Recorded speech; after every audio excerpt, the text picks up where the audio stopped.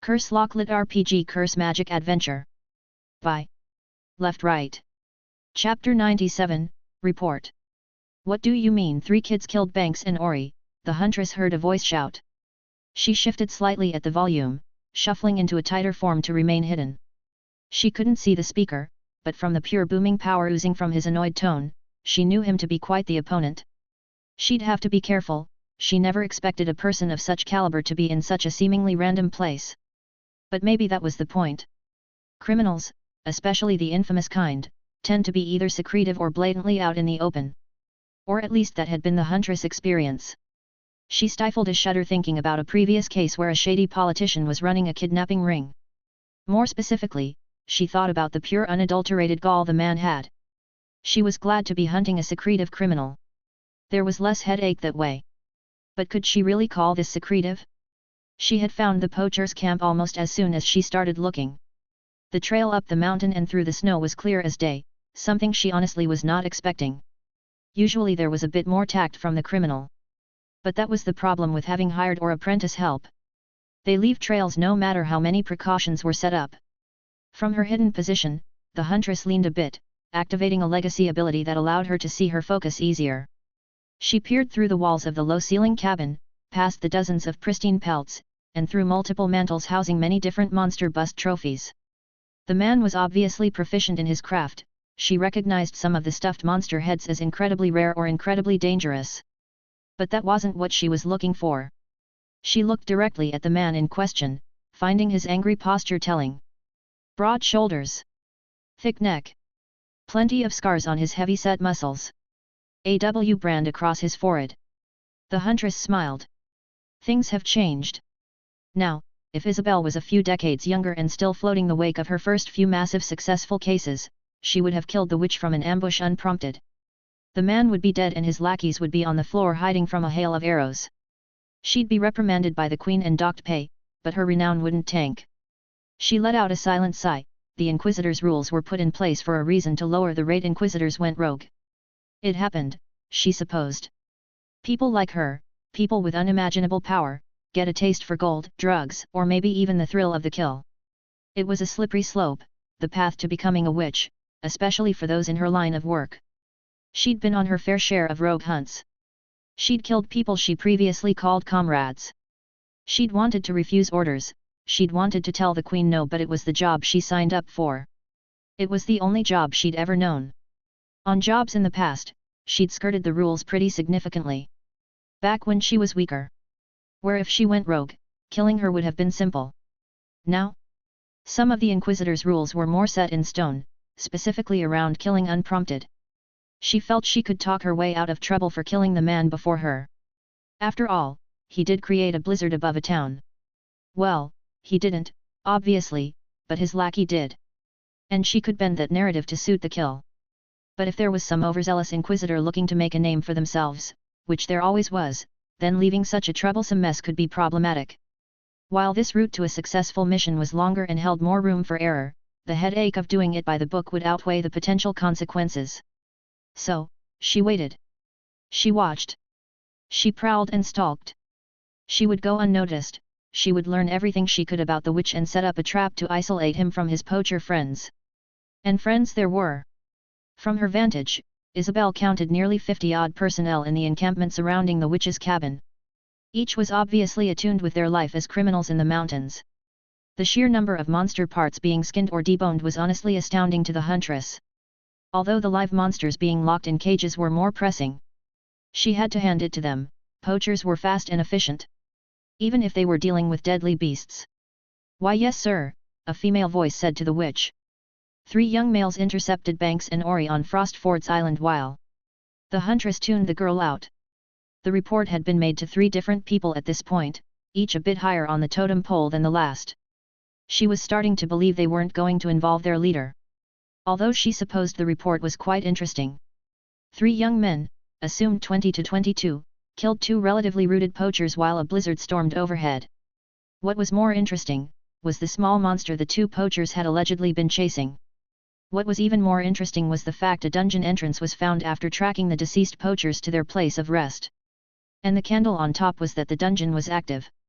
If the huntress gambled, she'd bet a year's pay on Leland, Jude, and Glennie being the 3 young men. Just thinking about the situation brought a smile to her face. She had trained them so well. Of course they'd kill some lousy poachers. Of course they'd enter a dungeon. Her smile faded at the realization.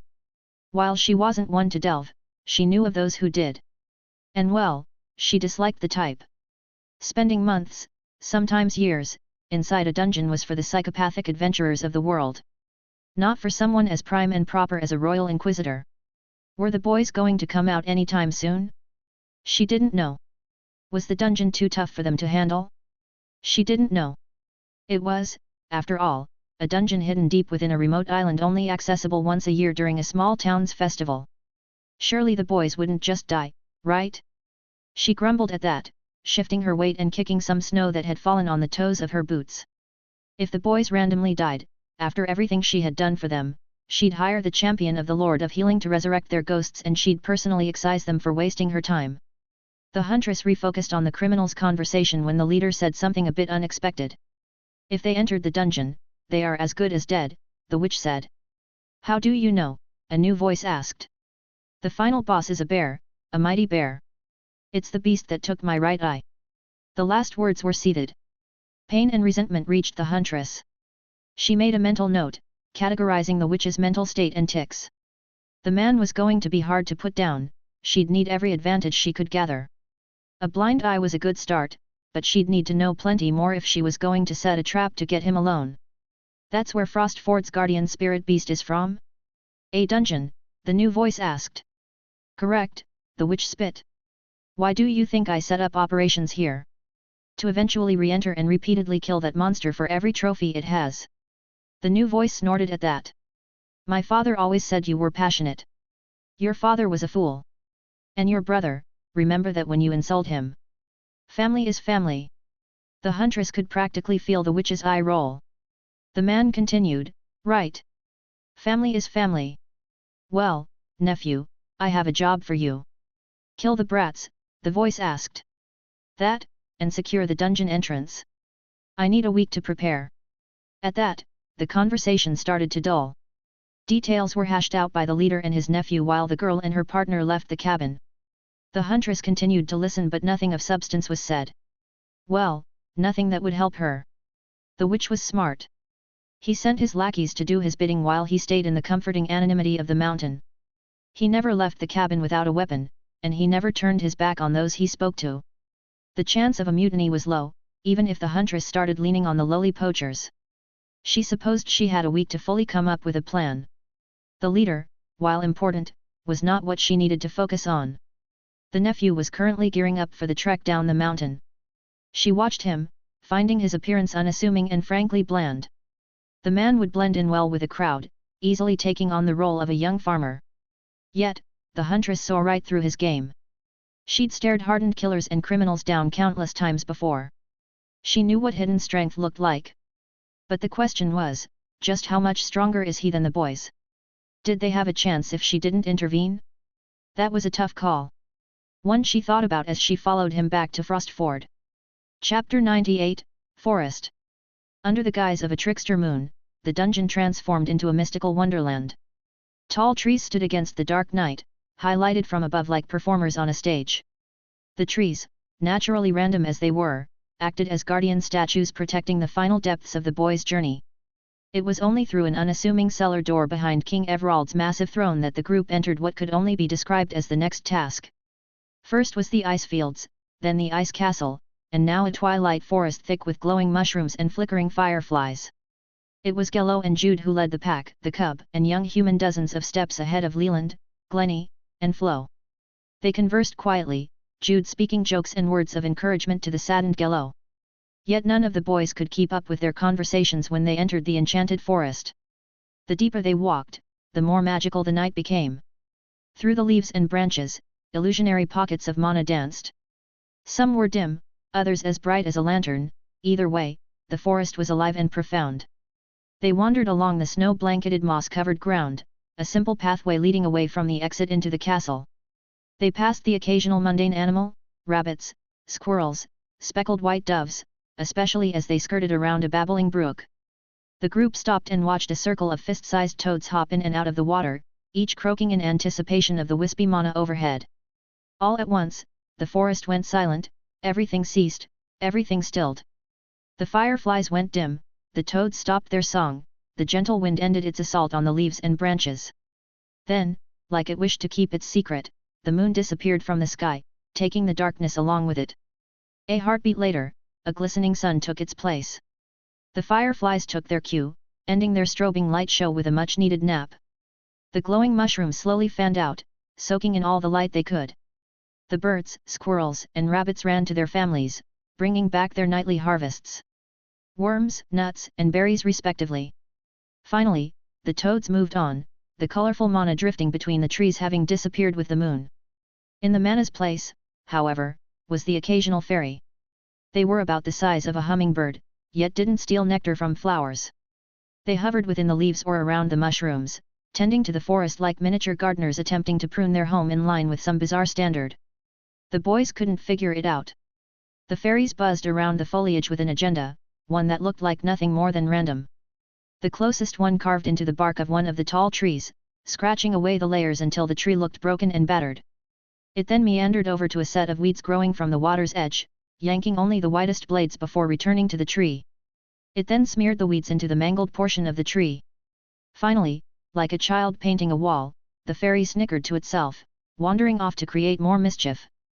Pests, Flo muttered to herself. Always tearing up my den. No matter how many times I remove them, they just reset a night later. The mother bear let out a low, disconcerted growl. Mana and magic blossomed through the snow-covered dirt, taking hold of the white powder like a magnet to metal shaving. Flo then flicked her front paw, sending all of the snow in the forest up. The snow around her daughter and the boys flumed up like confetti while the snow around each and every fairy shot up like a cannon blast. Through the beauty and wonderment of a sudden deluge of delicate flakes, muted cries of death sounded. When the first of the snow returned to the ground, the fairies were all dead, returning the forest to a proper state. The boys hardly noticed, the snow playing tricks on their minds. They didn't mind the cold, they didn't mind the knowing thoughts in the back of their heads. They were happy to lose themselves in the soft rolling mounds of white that piled on their feet. Seeing a landscape transform almost instantly from night to day was one thing, seeing that landscape instantly recreate itself in a swirl of magic and awe-inspiring power was something else entirely. The world was beautiful, it was deep, it was extensive, it wasn't all monsters, mayhem, and murder.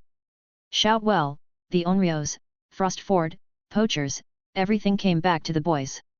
Being an adventurer was a difficult life. It was dangerous, hard, and trying. Yet, in this moment, surrounded by sleeting magic and in the company of two mythical creatures, it was all worth it. Helping those in need was always worth it to the boys. They protected those they could even if the situation was dire and deadly. While those they saved would be thankful for their work, at the end of the day, their faces blurred as time passed. Sure, there would always be those that stuck in their minds, but here, in a magical forest, the true memories formed. Those of life, of the slow times between the battles and heartache. They were a reminder that the boys were human. It was fine to take it slow sometimes. It was fine to breathe, to simply watch the world snow for a bit. Their lives were dangerous, but the beautiful memories got them through it. Gello, Jude whispered. I'm sorry about your father. Would you tell me about him? The cub, tears still in her eyes, turned to her best human friend. She didn't want to talk about her father, yet the words spilled from her snout like water from a waterfall. She rattled on and on about small things they would do together. How she would try to stop him from snoring when she was really tired. That he loved watching the fairies destroy the forest even if mother hated it. In the end, even Flo was listening to Gello speak. She never interrupted, she never changed the facts. She just listened and took Gello's words to heart. As much as their short time in the forest had created a memory for the boys, it had created an equally powerful one for the two intelligent bears. As her reminiscing ended, Gello was oddly thankful that she was able to speak about her father again. Her memories of him were hard to think about, but they sure felt good to recount. Sadly, the moment was cut short as a guttural growl befell the forest. Trees shook their excess snow, losing the powder with the occasional green leaf. The fauna ran at the sound, ducking into their hidey holes, taking off to higher branches, or swimming deep into the nooks and crannies of the stream. Of the group, only Gello froze with fear. The boys, however, adopted fighting stances. Jude took his battle axe from his hand tattoo, Glennie forged 2 long crimson blades that flouted slightly at the tips, and Leland set his grimoire out and open.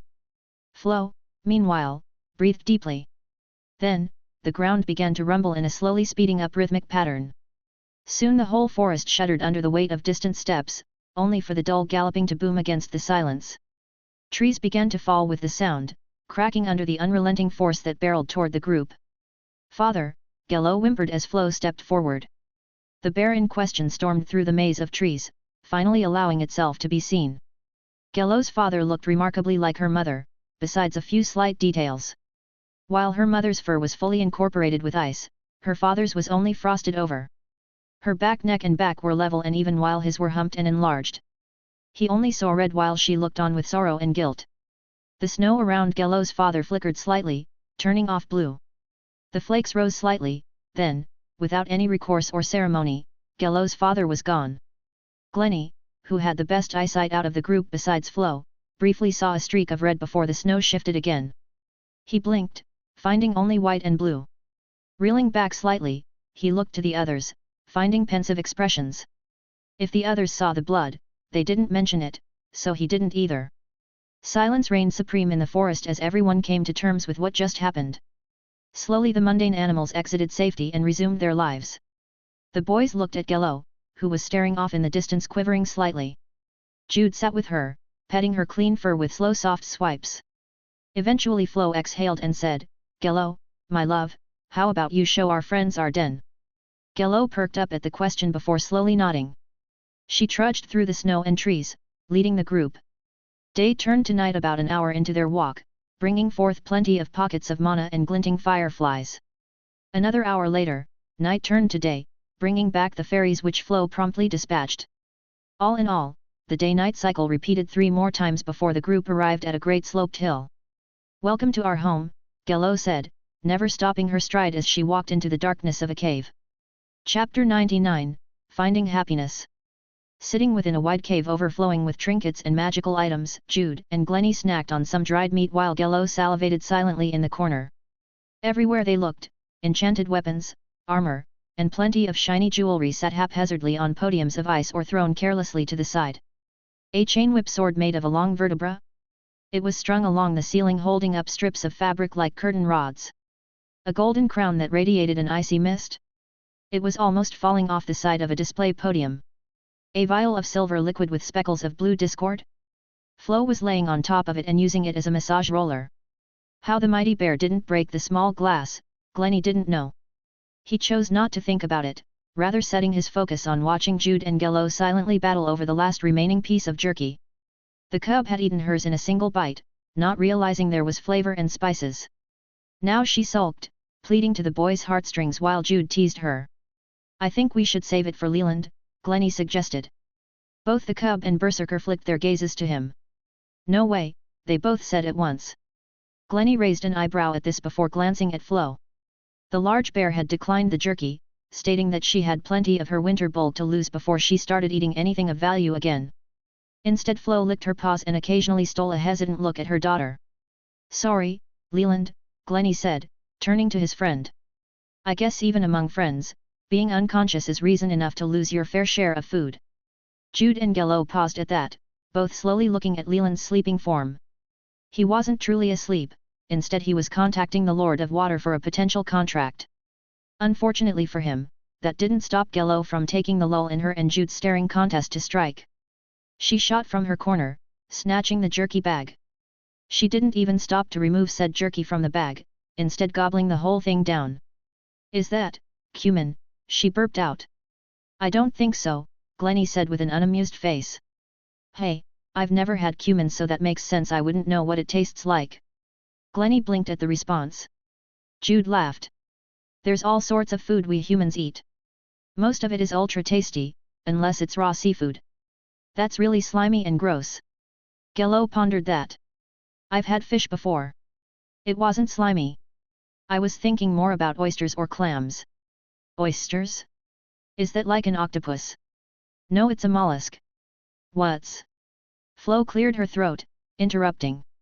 "Perhaps Glennie can explain what a mollusk is to you, Gello," Outside our den? I would like to have private words with Jude. The boys shared a glance while Gello humphed. They were slow to leave, mainly because Gello was being rebellious and purposefully moving like a snail, but she and Glennie left, leaving the other two and the unconscious Leland alone. Jude, Flo began. You do not seem happy. He frowned at that. I'm happy. We're all safe and you've helped me immensely. I am speaking of overall, not at this moment. I don't. Perhaps I should rephrase. You are young and, forgive me for saying this, weak. I take no pleasure pointing this out, but you should not be enraging like how you have been. What happened while you three fought Everald notwithstanding, the rage controls you more than it should. Jude forced down his initial emotions and let out a calming breath. I don't know what to say. I'm a legacy of the berserker, that's what we do. Flo lowered her head in line with his. Your mother is the same legacy as you, correct? He nodded. Then why have you not been taught how to control the rage? My mother is planning to teach me, she's just busy right now. She's an inquisitor and travels a lot. Flo studied him for a long moment, but Jude continued to fill the silence. It's not like she didn't want to teach me right away, she and my father just never expected me to enrage so quickly. We, Leland, Glennie and I, were supposed to just take easy quests until we ranked up. But one thing led to another, and we fought a murderer and protected a city from a cult. Raising a bushy eyebrow at that. And I take it this murderer and cult were well above your power level. Yes, immensely so. Ah, I see. Flo shifted, stepping over many treasures and items. But my question remains, are you happy? Yes. Jude said more as a question than a statement. The reason I ask is simple. Like I told you earlier, rage and peace are equals. Both are always present but one is always dominant. It is easy to lose yourself when you yourself are already lost. I'm not sure I understand. And that is perfectly acceptable. You do not have to understand. Just know that you, Jude, sitting in my den, are a different Jude than the one who protected a city or killed a murderer. Jude scratched his head. Okay. Flo let out a silent frustrated sigh. You should strive to combine both forms of yourself. Sounds easier said than done. Indeed, she chuckled. That is why happiness is important. Because in the balance of rage and peace, happiness is the gatekeeper. Add too much, you are singing about the birds. Remove more than you have, and you are snapping at your friends. Jude thought long and hard about that. As he did, his eyes fell to Leland. His friend was still unconscious, but now his clothing had become a bit damp. How did that happen? Jude wondered. But then again, he was contacting the Lord of Water, so that... No, he needed to focus on himself right now. Happiness was the gatekeeper. Obviously that was a simple statement, one that he wasn't sure he agreed with. On principle, yes of course, but in practice? He wasn't so sure, not when a murderer or deadly monster was attacking. How was he supposed to be happy then? He'd be too busy trying not to die, how was he supposed to add happiness? How did he add happiness anyway? How? Gello told you that I went crazy after her father died, correct? Flo asked. That I killed him over and over again, just to not see him? Or that I killed hundreds of worms, creating those ice spires in the snowfields? She did, Jude said carefully. And did she tell you how I broke myself out of the loop? She didn't. Flo laid down, her body crushing multiple sets of armor. She did. Gello came to me. Cried at me. Yelled and cursed me. She told me that I was abandoning her, just like her father did. Jude didn't say anything to that. Flo continued, I didn't hear any of it. Not until she cried herself to sleep and muttered, I love you. Something deep within my enraged consciousness snapped, and for the briefest of moments I felt happiness. It took some time to realize what the feeling was, in that state, but eventually the emotion engulfed me and I woke up. Now, whenever I feel myself slipping back to the rage, I think of her and the undying life she brings me and my heart flutters. See, Jude? That's what you need. An anchor. Something that grounds you back to reality. Something that gatekeeps the rage building in your soul. Something that brings happiness despite the situation. Yes, my blessing will help, but if you find a happy conduit, then you will never enrage again. I see. What could his conduit be? His parents? His friends? Maybe a memory of everyone together? Something just didn't feel right. Sure, he had plenty of happy memories to think through and pick, but his mind just kept going back to how. How was he supposed to think about happiness when he needed to focus on a battle? How was he supposed to be happy when he knew his friends' lives were on the line? I don't. A difficult lesson, yes, Flo said. But one better learned now than later. The incarnation will help you while you learn. Just be conscious of the issue and open to new possibilities. Eventually Glennie and Gello came back. Instead of mollusks, Glennie had told her about his mom and how a parental death didn't have to isolate them. They were allowed to talk about the decision with their other parents, they were allowed to grieve in different ways. He told her not alienating herself was important, not when Flo was also going through the death of a loved one. He told her that he had made the same mistake, and he needed to rectify it sooner than later. So, when Gello and Glennie re-entered the cave, Gello spoke quietly to her mother in the corner while Glennie sat back down with Jude. They spoke long into the night, and eventually the boys fell asleep. It already felt like a lifetime ago, but they had only killed King Everald a few hours earlier.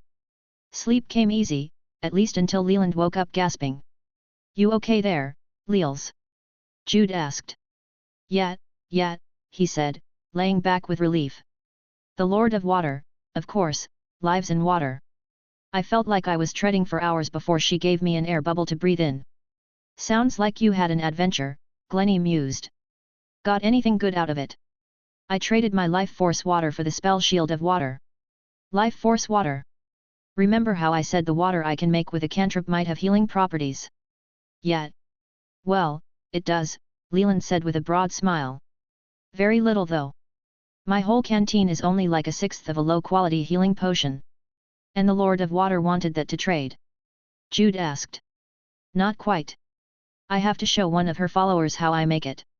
Which, in my book, is a steal." Chapter 100, Bonus. With the dungeon more or less completed, there really wasn't much left for the boys to do. They had returned Gello to her mother, gained plenty of experience, and even some items. Jude and Glennie got the most out of their troubles, each ranking up their legacy abilities several times, while Jude also received a blessing and great advice. Leland, on the other hand, remained where he was with his progression, Soul Fire still blocking his advancement into rank 2. Soul Fire had been weighing on his mind since he unlocked the ability, mainly because it required human souls to activate. It took him a bit to realize it, but if he wanted to keep up with Jude and Glennie, he'd have to not only kill monsters. Ranking up the curse was going to be a problem, one that he wasn't quite sure of the upper limits. Now more than ever, he felt inclined to hide his legacy from others. If people knew he required souls to rank up, surely there'd be a bounty on his head. That sort of thing was left for the vile lords and their legacies. But then again, the lords Leland had talked to didn't mind his presence. Not like they would with a vile legacy. There had been crusades to sunder the vile lords' forces before, all of which were started by one or more good-aligned lords. But that was many years ago, and Leland didn't know all of the specifics. No, the lords he'd talked to all referred to him as the Calamity, Son of the Calamity, or Child of the Calamity. Which, while he still didn't know what it meant, obviously related to Soul Fire. Type, Curse. Rank, 1, S. Ignite a lost soul. Soul Fire's strength directly correlates to the strength of the soul used. You are the Calamity. He reviewed the curse, finding the page of his grimoire unchanged since the last time he looked. There wasn't much he could do right now, not with so much uncertainty. A battle was expected the moment they stepped out of the dungeon, and hopefully that would add 2 new souls to his collection. Leland paused at the thought before reeling in guilt. Regardless of whether people attacked him or his friends, being thankful that he could collect their souls was a dark idea. Magic and power was a slippery slope, as was the hunger to progress in his ways. He'd have to be more careful with how he approached Soul Fire. He couldn't let himself get used to killing. He'd quit being an adventurer if that was the case. "Before you all leave, take whatever you want," Flo said, pulling Leland out of his internal musing. The massive bear gestured with her snout at the treasures of her den. "We can't." "Sure you can. But we have literally no use for any of this stuff. And if we did, I could kill whatever drops said item over and over until we have a replacement," Flo said. Leland and the others shared a look. Only a few seconds passed until each shot to their feet and were scavenging the wide cave for whatever seemed interesting. The issue with dungeon items was that their uses were often hidden, thus requiring a professional appraiser to identify and give an estimate. So, the boys took only the most unique items, filling their packs with golden hunks of ornate metal or fluorescent tablets with runic writing. Either way, they knew most of the stuff they were taking was going to be sold. There was only so much they could properly use before drowning in the failing of their own power. It was a common mistake among the rich. Parents set their children with the best items, thus hamstringing the child's actual power. There would be no foundations to fall back upon, no fail-safe for if an item fails, breaks, or is taken. Each of the boys knew this quite well, after all they themselves were first-hand examples of the correct way to handle magical items. Their parents had ingrained the failures of having powerful crutches into their minds early, which was why each boy only received the bare minimum before they left home. If they were going to acquire a powerful item, it would be because they had the power to do so in the first place, not because their parents were rich. Even so, the boys didn't hesitate to upgrade to a certain degree. Jewelry was the easy option, as such items usually only gave small bonuses like increased health regeneration or the ability to see in the dark. They stayed away from items that would completely change their fighting styles or abilities. This was especially hard for Leland as he found 6 copies of the exact same magical wand. He couldn't quite tell what it did, but just holding it, he felt a surge of air around him. He could feel the way the wind moved through the den, he could taste different aromas around the area. The wand was powerful, but just not for him. That didn't stop him from pocketing one to sell or trade. At some point Flo offhandedly mentioned that she'd already removed all of the cursed items and locked them away. "If you want to see those, that can be arranged," she said. But the boys weren't listening, not when each realized how foolish they'd been. If they so much as touched a cursed item, who knew what might happen? Losing the hand would have been the least of their worries. But with the knowledge that they were only handling safe items, the boys quickly got back to searching through the piles of items, albeit slower and with less greed in their eyes. In the end, each boy picked out a few pieces of jewelry and an armor set. Having a full dungeon armor set was rare and often quite expensive. They'd have to get each item appraised to make sure the item fit with their personalities, but that was for later. Right now, each boy fawned over their looks. Jude had picked out an armor set made of bone and ice at Flo's suggestion. It was a 3-piece set, with a chest piece, boots and gauntlets, and as soon as he put them on, he no longer felt cold. The obvious answer was that the armor gave him cold resistance, but he felt there was something more. Luckily, the bone matched the only other piece of dungeon armor he wore, the forearm guard from Lion Trunk's dungeon. The armor itself was various lengths of bone sewn into a dark sheet of ice and fabric. The boots were the least intimidating of the 3 pieces, being the least icy and holding the least amount of bone. The gauntlets curled the length of his fingers, making his grip stiffer to hold his axe better. The most impressive was the chest piece. 2 thick tusks hung from either shoulder, jutting out a bit like crocodiles ready to strike. They oozed cold white mist and were dipped in hoarfrost, much like Jude was during the battle with King Everald. He found the look fitting. Glennie picked all of his items next, finding a dark leather set of armor. He didn't choose the set because it looked fancy or gave off some sort of magical aura, but rather because they reminded him of the set his father wore. His father's set could shift with the shadows, teleporting him to any other shadow in the area. Did Glennie think the set he chose had the same sort of ability? No, not one bit. But that didn't change his decision.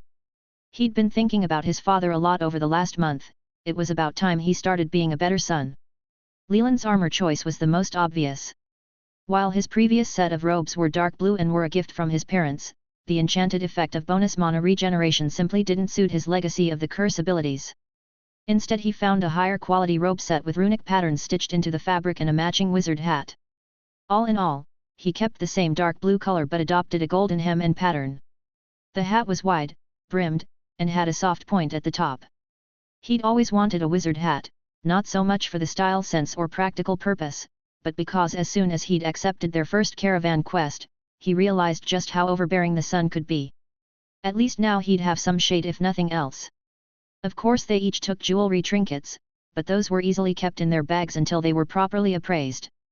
And with everything set, the boys, Flo, and Gello exited the den and slowly walked toward where Flo had killed her husband not a day earlier. A glowing green-blue swirl marked the kill site, a dungeon portal back to the entrance of the snowfields. They each walked through it, arriving at the barren white landscape. I guess this is goodbye, Leland said to the two bears. Flo gave a long nod, but Gello burst into tears. Don't go. Please don't go, she catapulted herself into Jude's knees, almost knocking him over. Jude stood strong, however, despite the tears forming in his own eyes. He petted her and hummed the tune that caused them to meet in the first place. Before they had left, the topic of taking Gello with the boys had been brought up by Flo. It was obvious the cub was not happy with her current home life and wished to see the outside world. Before they could even discuss, Gello put her foot down.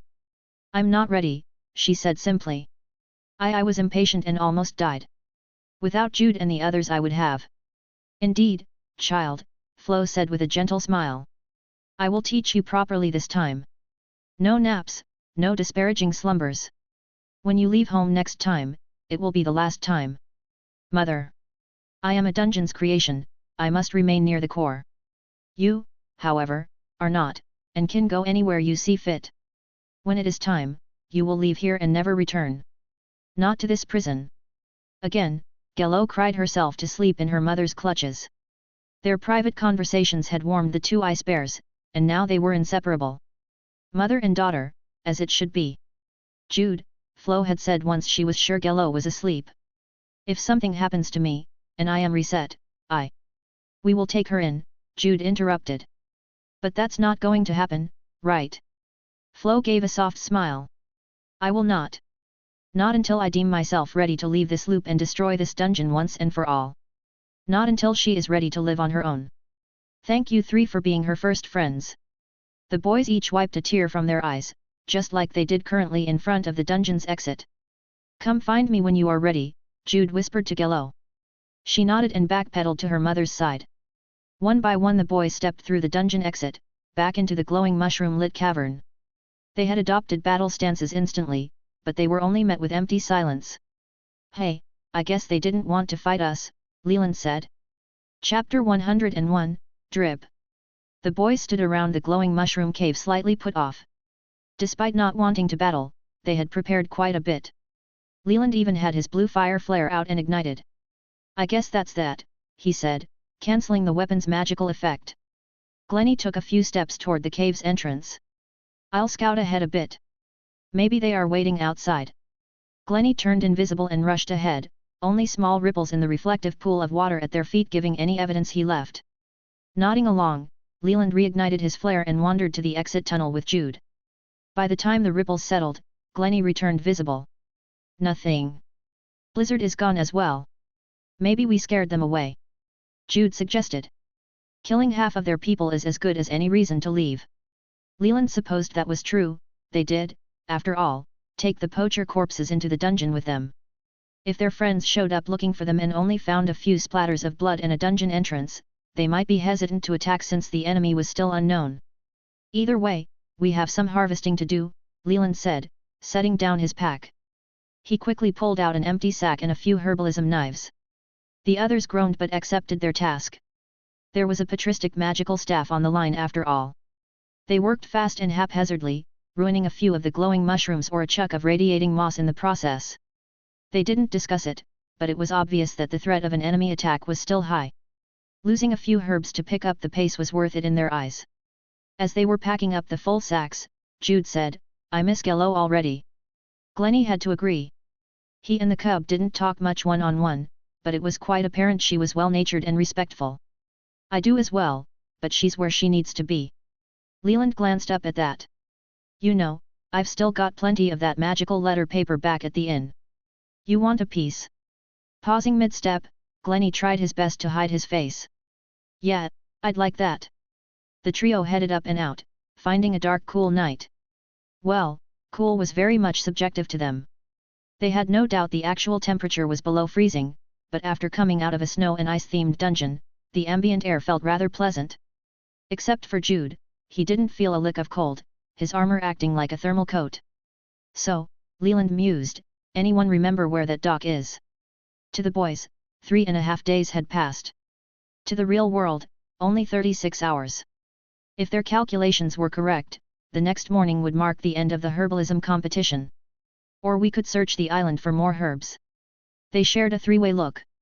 Nah, they all said simultaneously. Glenny then looked up, finding a few stars peeking out of the cloud coverage. His cloak had long refilled in the dungeon's forest night cycles, but nothing could beat the real thing. He took his time reading the distant balls of light, eventually coming to a direction. That way, he pointed. Leading the charge, Jude pushed through the island's foliage and toward the water's edge. Tracing the perimeter, they eventually came into view of the teleportation dock. A few minutes later, they each stepped back onto the mainland. "That's weird," Leland said. "Wasn't there supposed to be an official around when we returned?" Jude scratched his head. "It's cold, right? Maybe they turned in for the night." "There was a blizzard, look at all of the snow," Glenny added, gesturing to the snow that lined the coast. With little more to say, they left the dock and headed up the pathway through the cliff face. Eventually Frostford's skyline came into view, along with the warm basking glow of lit hearths. As they got closer, the smell of firewood and the gentle haze of smoke wafted through the air. It seemed the town was doing well, despite the large piles of snow. "Halt! Who goes there?" a voice bellowed from inside the town's gate. Competitors of the herbalism competition out on the island," Jude shouted back. There was a quiet grumbling from the shadowy gate before the same voice announced, "State your names." "Jude, Glenny, and Leland." A lantern outside the town's walls suddenly lit with an orange flickering light. A moment later, the sounds of gears and chains echoed through the frozen landscape. The gate slowly rose, revealing 2 armed guards and a third with a clipboard and pen. "Approach." The boys did, meeting the guard with the clipboard partway. The guard then pushed out the paper and pen and said, "Sign here." As the boys took turns signing, Leland asked, "Are we the first ones back?" The guard's eyes widened slightly. "Didn't you hear the announcement? Someone was supposed to find you guys and inform you that the competition was called off. There is a magical deviant creating blizzards. We, that being Frostford, couldn't, in our right mind, place adventurers in harm's way for the sake of herbs." The boys shared a glance. "Then what do we do with all of these?" Jude asked, holding up 2 sacks of mushroom and moss. Glenny spoke up before the guard could reply. "What do you mean someone was supposed to inform us?" A Frostford official was occupied by a legacy of sound to the island. Even from here most of the town could hear the announcement. Gaping at the statement, Leland said, "They just shouted at the island that the event was called off? What if people were underground?" The guard shrugged. "Well, did everyone make it back beside us?" The guard looked at the clipboard. "Beside you 3, one group of 4 never reported back. They could still be on the island, or they might not have bothered with informing us of their return." The boys shared a look. Leland gave an impressive sigh. "What about the rewards then? We have a lot of mushrooms. Frostford will buy all acquired herbs at a market price. But the staff? If you wish to buy the first place parasitic staff, you could meet with Frostford's mayor." Gritting his teeth, Leland grumbled, "We can enter, right?" "Yes," the guard said, standing aside. The boys took it in stride, walking past the guards with their chins held high. They might not have won the competition's items, but they did have plenty of other treasures to sell. They found their inn and entered their rooms with little fanfare. The town was mostly asleep, and they chose to get some sleep before the sun peeked over the horizon. In the morning, they gathered in the inn's common room for breakfast. "Warm bread is a pleasure I've forgotten," Leland mused, pulling apart his roll and dabbing up plenty of butter and honey. "I know the feeling," Glenny said, smiling to himself as he gobbled down a poached egg on toast. "I wish Gello could taste this," Jude muttered into his potatoes. "These have cumin on them." For some reason, the boys ate 2 more portions of food much at the behest of the innkeeper. And when the common room started to vacate, they also sat around chit-chatting. Relaxing was something they much needed, along with planning out their next steps. "I've got to help a legacy of nature with a quest," Leland said. "I'm assuming you guys are willing to help." Jude and Glenny looked at each other then back to Leland. They blinked in rapid confusion. "Willing to help? Well, yet. It's my contract. I didn't want to automatically assume you 2 were willing to help." "Of course we'll help, Leels," Jude scoffed. "I think I'm offended." "Me too," Glenny coughed. "What?" Leland asked. "We are your best friends, of course we'd help you with some quest." "Oh, right." Leland slumped into his seat, trying to hide his smile. Despite his lack of progression, Jude and Glennie once again proved that they didn't care nor were willing to leave him behind. He'd realized it before, but for some reason, now it felt like gospel. They were in this together, and he needed to realize it. "Thanks guys," Leland muttered. "We also need to start thinking about how we are going to sell everything," Glennie said, ignoring Leland's words. "We can't sell them all here, especially with the volume we hold. This town, officially, doesn't have a dungeon or any ruins nearby. We can't exactly sell magical items, not without attracting unwanted attention." Jude agreed with that, but had a question of his own. "Where's this quest for the Lord of Nature, Leels? Is it on the way to a new town or city?" Internally, Leland touched upon his legacy, specifically the portion of knowledge hidden within his mind that dealt with the Curse Harbinger halo. He found the portion relating to the Lord of Nature and the quest to protect one of his followers. "I need a map," he said, flopping out of his chair before heading upstairs to his room. He returned with a folded-up table map, one of the continent and its many locations of interest. It was somewhat outdated, but the major cities and towns had been around for decades if not centuries. Finding a town near where the quest took them would be simple. "It's here," Leland said, placing his finger decently close to Frostford. "In the mountains," Glennie said with a shudder, remembering his time in some nondescript mountain after being kidnapped by the huntress. "Looks like it." Leland's words died in his throat as Jude's cup suddenly tipped over, spilling water across the map and onto the floor. "Gah," Jude grunted. "How did?" The water suddenly twinkled with deep blue magic, shutting Jude up and causing each of the boys to take a long step backward. The puddle of water on the floor grew with crazed speed and impossible gravity. It balled up, forming into a vertical blob of liquid before stretching into 4 appendages. Skin appeared from within the blue glow, quickly followed by the texture of fabric.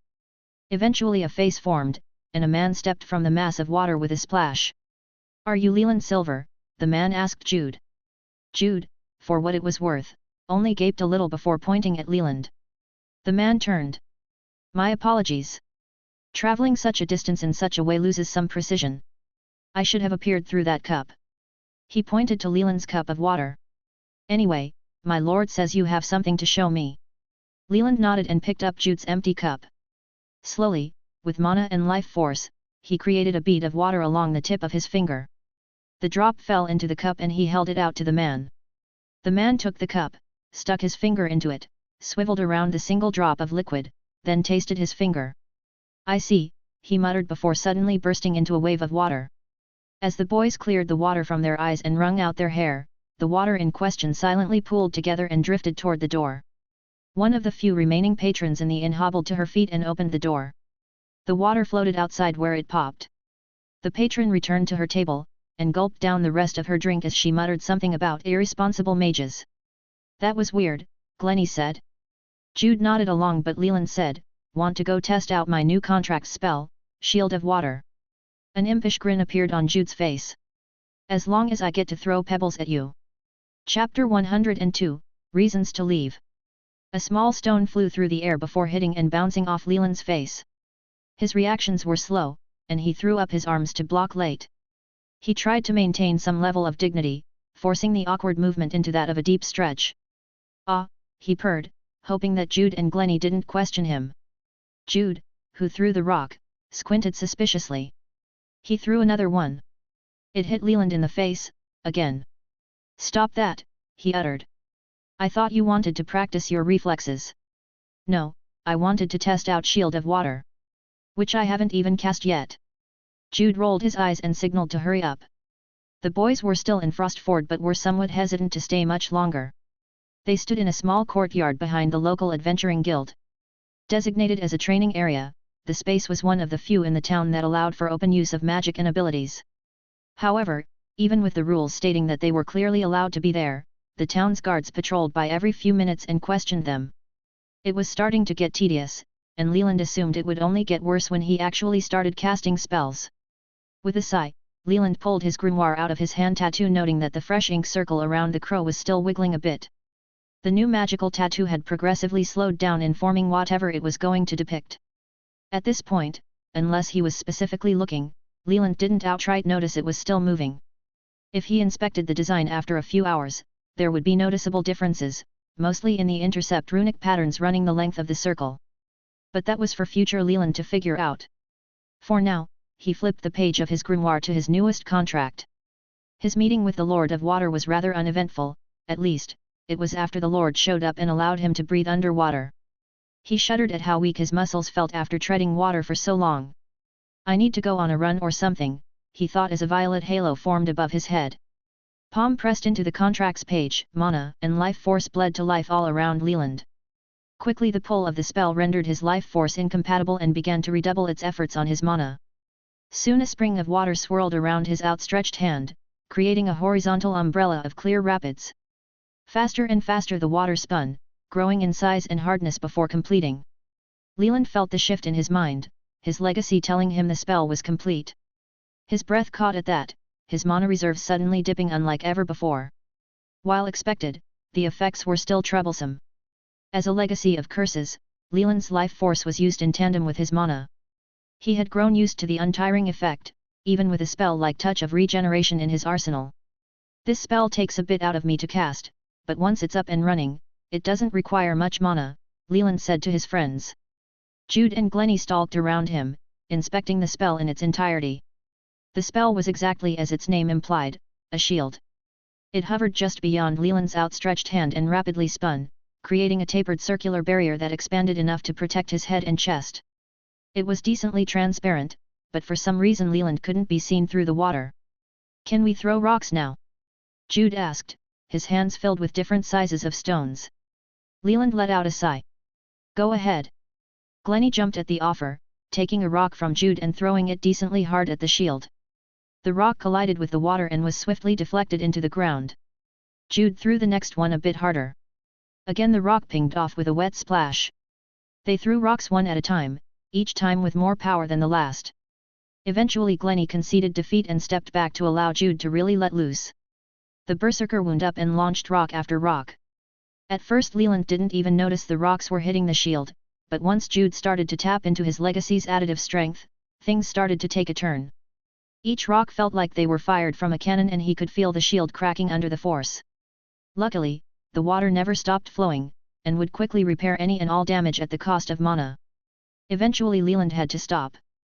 The spell fell to the ground with a splash before the conjured water disappeared with a tinge of blue magic. A headache was forming behind Leland's eyes, along with a pit in his chest. Mana exhaustion was something he wasn't quite used to, not like a true mage at least. He collapsed to his butt, landing in a small patch of snow as his halo faded. How much strength was that last one? Leland asked Jude. Oh, maybe 60%. 60. I felt sure you were going much more than that. Jude gave him an amused smile. Hopefully those new fancy robes and hat will help out. Maybe next time I can get to 70%. Leland groaned. While his robe and hat were nice and comfortable, he didn't see the point of always wearing combat gear like Jude and Glennie. They were in a town, one that currently wasn't under attack. Well, if you went by what Frostford said, the town was under threat. The blizzard had scared the locals quite a bit, apparently. Glennie suddenly cursed under his breath. Heads up, we've got guards coming our way. The fence to the training area was magically imbued, making entry and exit much more difficult. The idea was that a curious child could watch from the outside where it was safe, rather than enter and be at risk of being hit by a runaway spell. But, unfortunately for the boys, such a fence didn't stop the patrolling guards. Halt! You three, one of the guards yelled. State your business here. Leland, still wiped out and nursing his aching head, looked to Glennie to answer. The rogue said, just testing a spell. And what spell might that be? Another guard asked, his tone being more than smug. Shield of Water. Water, eh? Sounds softly close to being a blizzard spell. Glennie blinked a few times. No it doesn't. We'll be the judge of that, the first guard said. Now, show this spell to us before we arrest you. Is this really necessary? Jude asked. He's the caster, and look at him. He's about to pass out from mana exhaustion. There's no way he could create a blizzard when he could barely hold up a shield to some rocks. Leland paused at his friend's words and almost retorted. But instead he played into the exhausted mage and closed his eyes and leaned back. I'm out of mana, he groaned out. The guard squinted at him, then the others. Names and legacy, he stated. Glennie read, Legacy of the Chameleon. Any blizzard spells? No. The guard scoffed and turned to Jude. Jude Brown. Legacy of the berserker. Ah, a warrior type. I think my nephew might have the same legacy, the third guard who hadn't yet spoken said. You don't know Tomas Ergrid? No. A shame, nice kid. The guard in charge gave his subordinate a glare. Finally he turned to Leland, who still had his eyes closed. Name and legacy. We don't have all day. Taking a deep breath, Leland said, Leland Silver. Legacy, the man repeated a bit louder. I do not have to answer that. The guard huffed, stomping a bit. Son, I will arrest you for contempt if you do not answer. Leland cracked open an eye. No, you won't. Not unless you want an inquisitor down here asking why you arrested some random kid without pretext of a crime. It's not illegal to refuse to give you my legacy. No pretext you say, the guard asserted. There was an illegally cast blizzard over the town just 2 days ago. The culprit hasn't been caught. And you are casting water spells. Seems like enough pretext to demand your legacy, does it not? Sir, with all due respect, water spells are not weather spells. They are completely different categories of. Don't care, the man cut off. Last chance. Are you going to tell me your legacy or do I have to arrest you? Guess I'm getting arrested, Leland said before leaning to the side to look at the other 2 guards. These 2 are my witnesses that I complied with the law exactly as the Queen has put in place. The guard with the warrior nephew nodded along solemnly. The other was awkwardly stiff. What do you know about the Queen? The leader guard spit.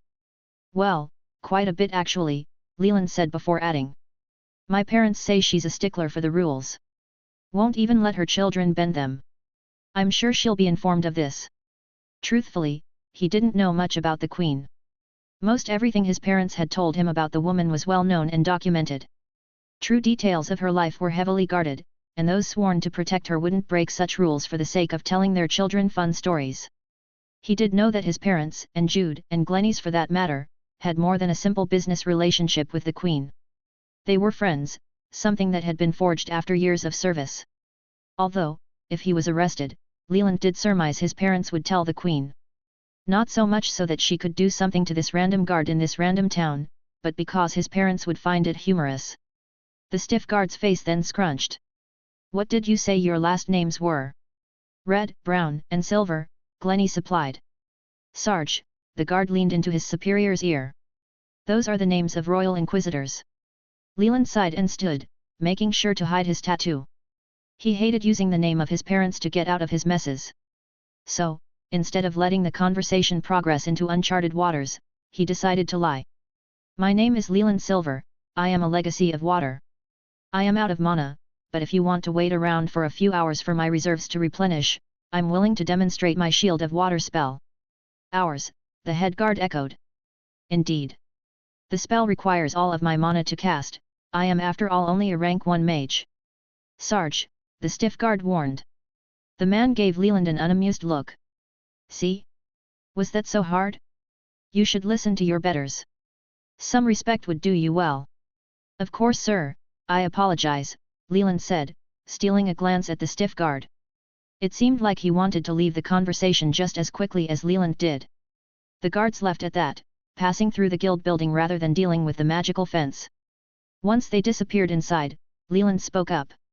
I think we best head out to the Lord of Nature quest a bit early. Agreed, Jude and Glennie said at the same time. Chapter 103, Drop Trail. What do you mean only 26 gold for the mushrooms and moss? Leland spit, practically seething every word. Ms. Lavender, who was the source of his ire, kept her face stricken with a slight smile. Being a low-ranking official for the town of Frostford, she was given the task of buying the herbs from the cancelled herb hunting contest. The task was dauntless as most of the teams were angry about the cancellation of the event. Case in point, Leland. Being by no means an expert on plants, mushrooms, and the many kinds of moss, Leland knew he lacked the knowledge to properly price out 2 sacks of rare magical herbs. But he wasn't foolish enough to believe 26 gold was anywhere near a fair price. You are lowballing us just because you can, he accused. We have no one else to sell to, so you think you can just walk all over us. Jude and Glennie, behind him, nodded along. They had risked life and limb in the pursuit of gathering herbs for the town. The event was cancelled due to terroristic magic, fine, Sure, whatever. But the least they felt Frostford could do was give them a fair price. Yet. Jude echoed. This is highway robbery. Ms. Lavender's smile flickered for a moment. We could always just take the sacks outside the town walls and burn them, Glennie suggested. What color do you think the flames will be, Leland? I'm guessing blue, like their glow. Leland glanced at a few mushroom caps that peeked out of the loosely tied sack. I would have to agree with you on that. Glowing mushrooms are known for their magical properties, after all. But we'd probably be accosted by the guard if we did something like that, again. Again? Ms. Lavender asked. What do you mean again? Nothing special, just guard sergeants trying to run us out of town.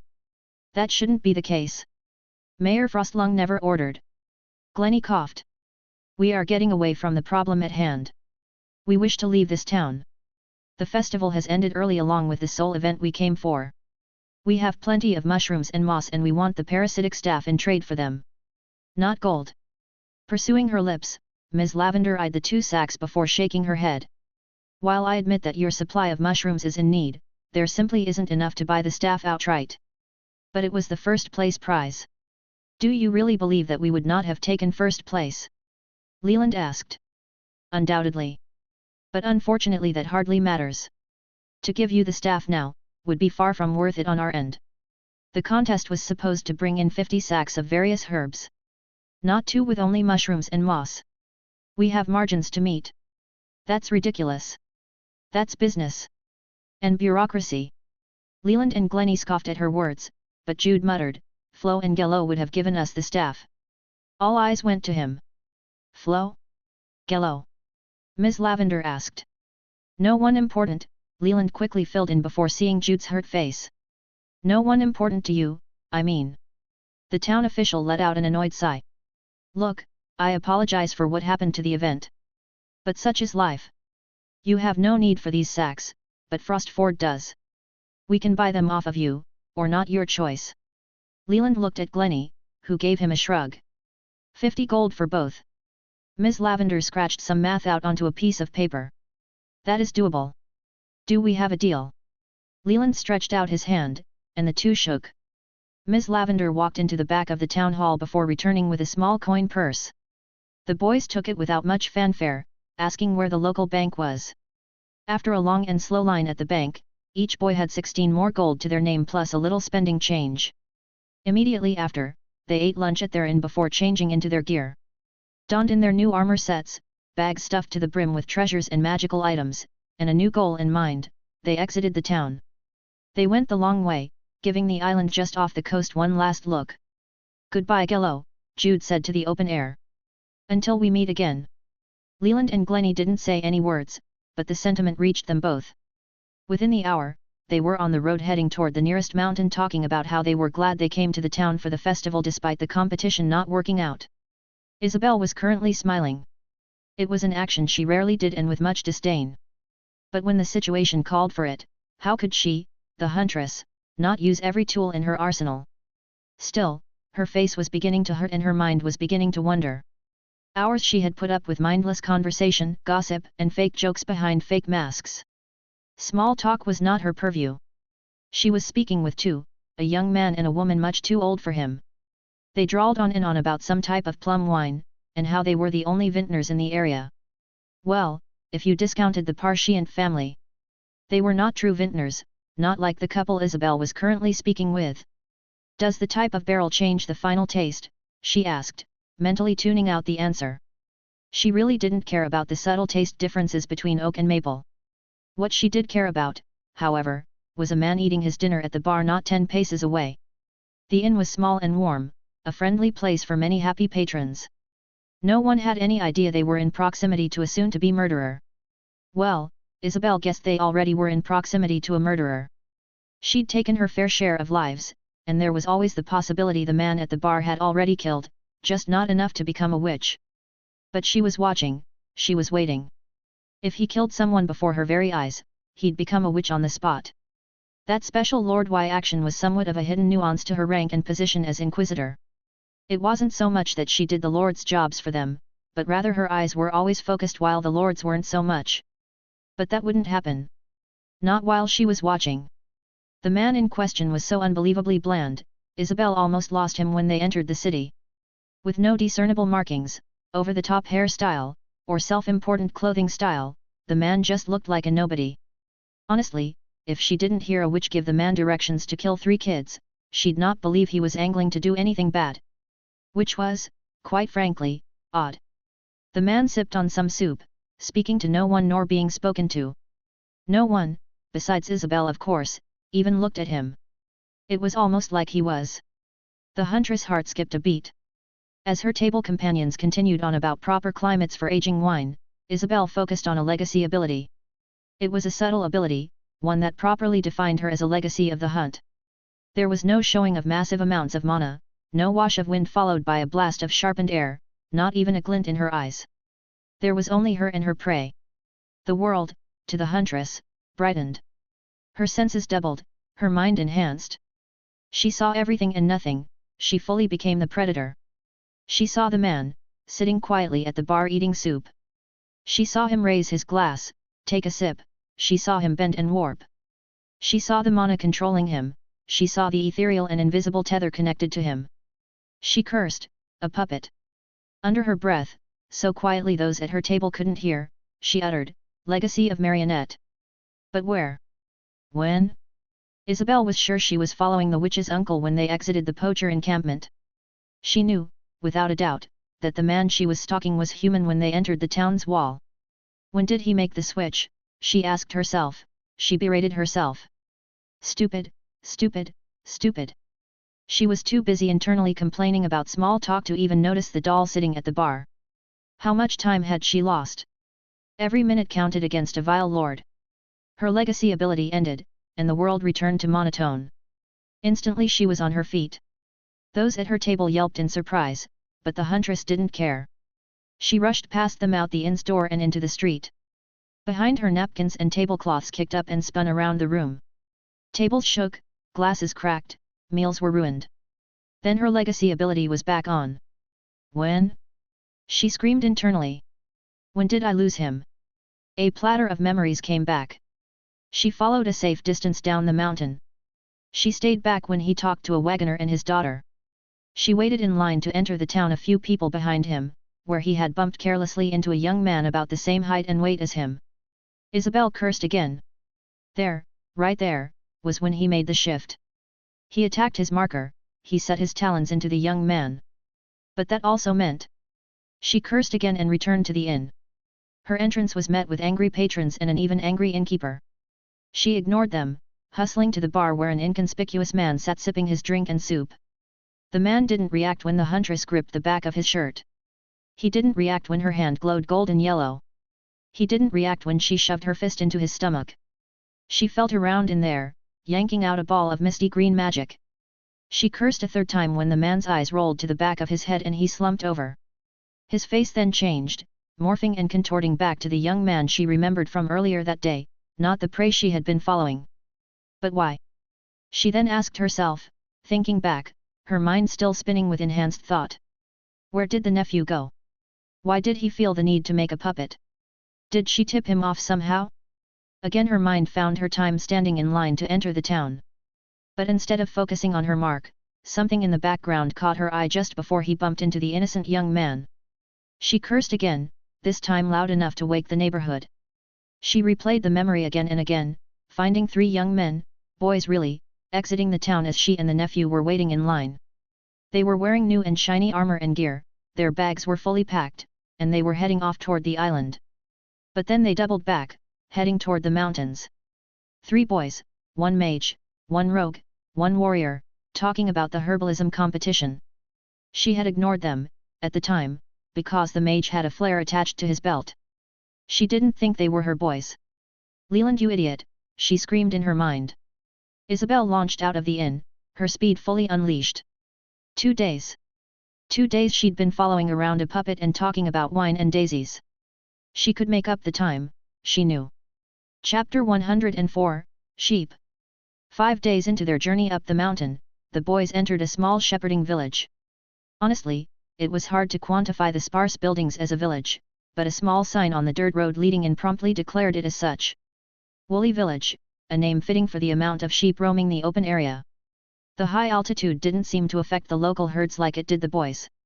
Leland was the worst off, panting and huffing after climbing the slightest of slopes, unlike Jude and Glennie. The more physically able of the trio didn't seem to mind the low air nor the frequent breaks, accepting the situation for what it was. Although that didn't stop them from goading Leland.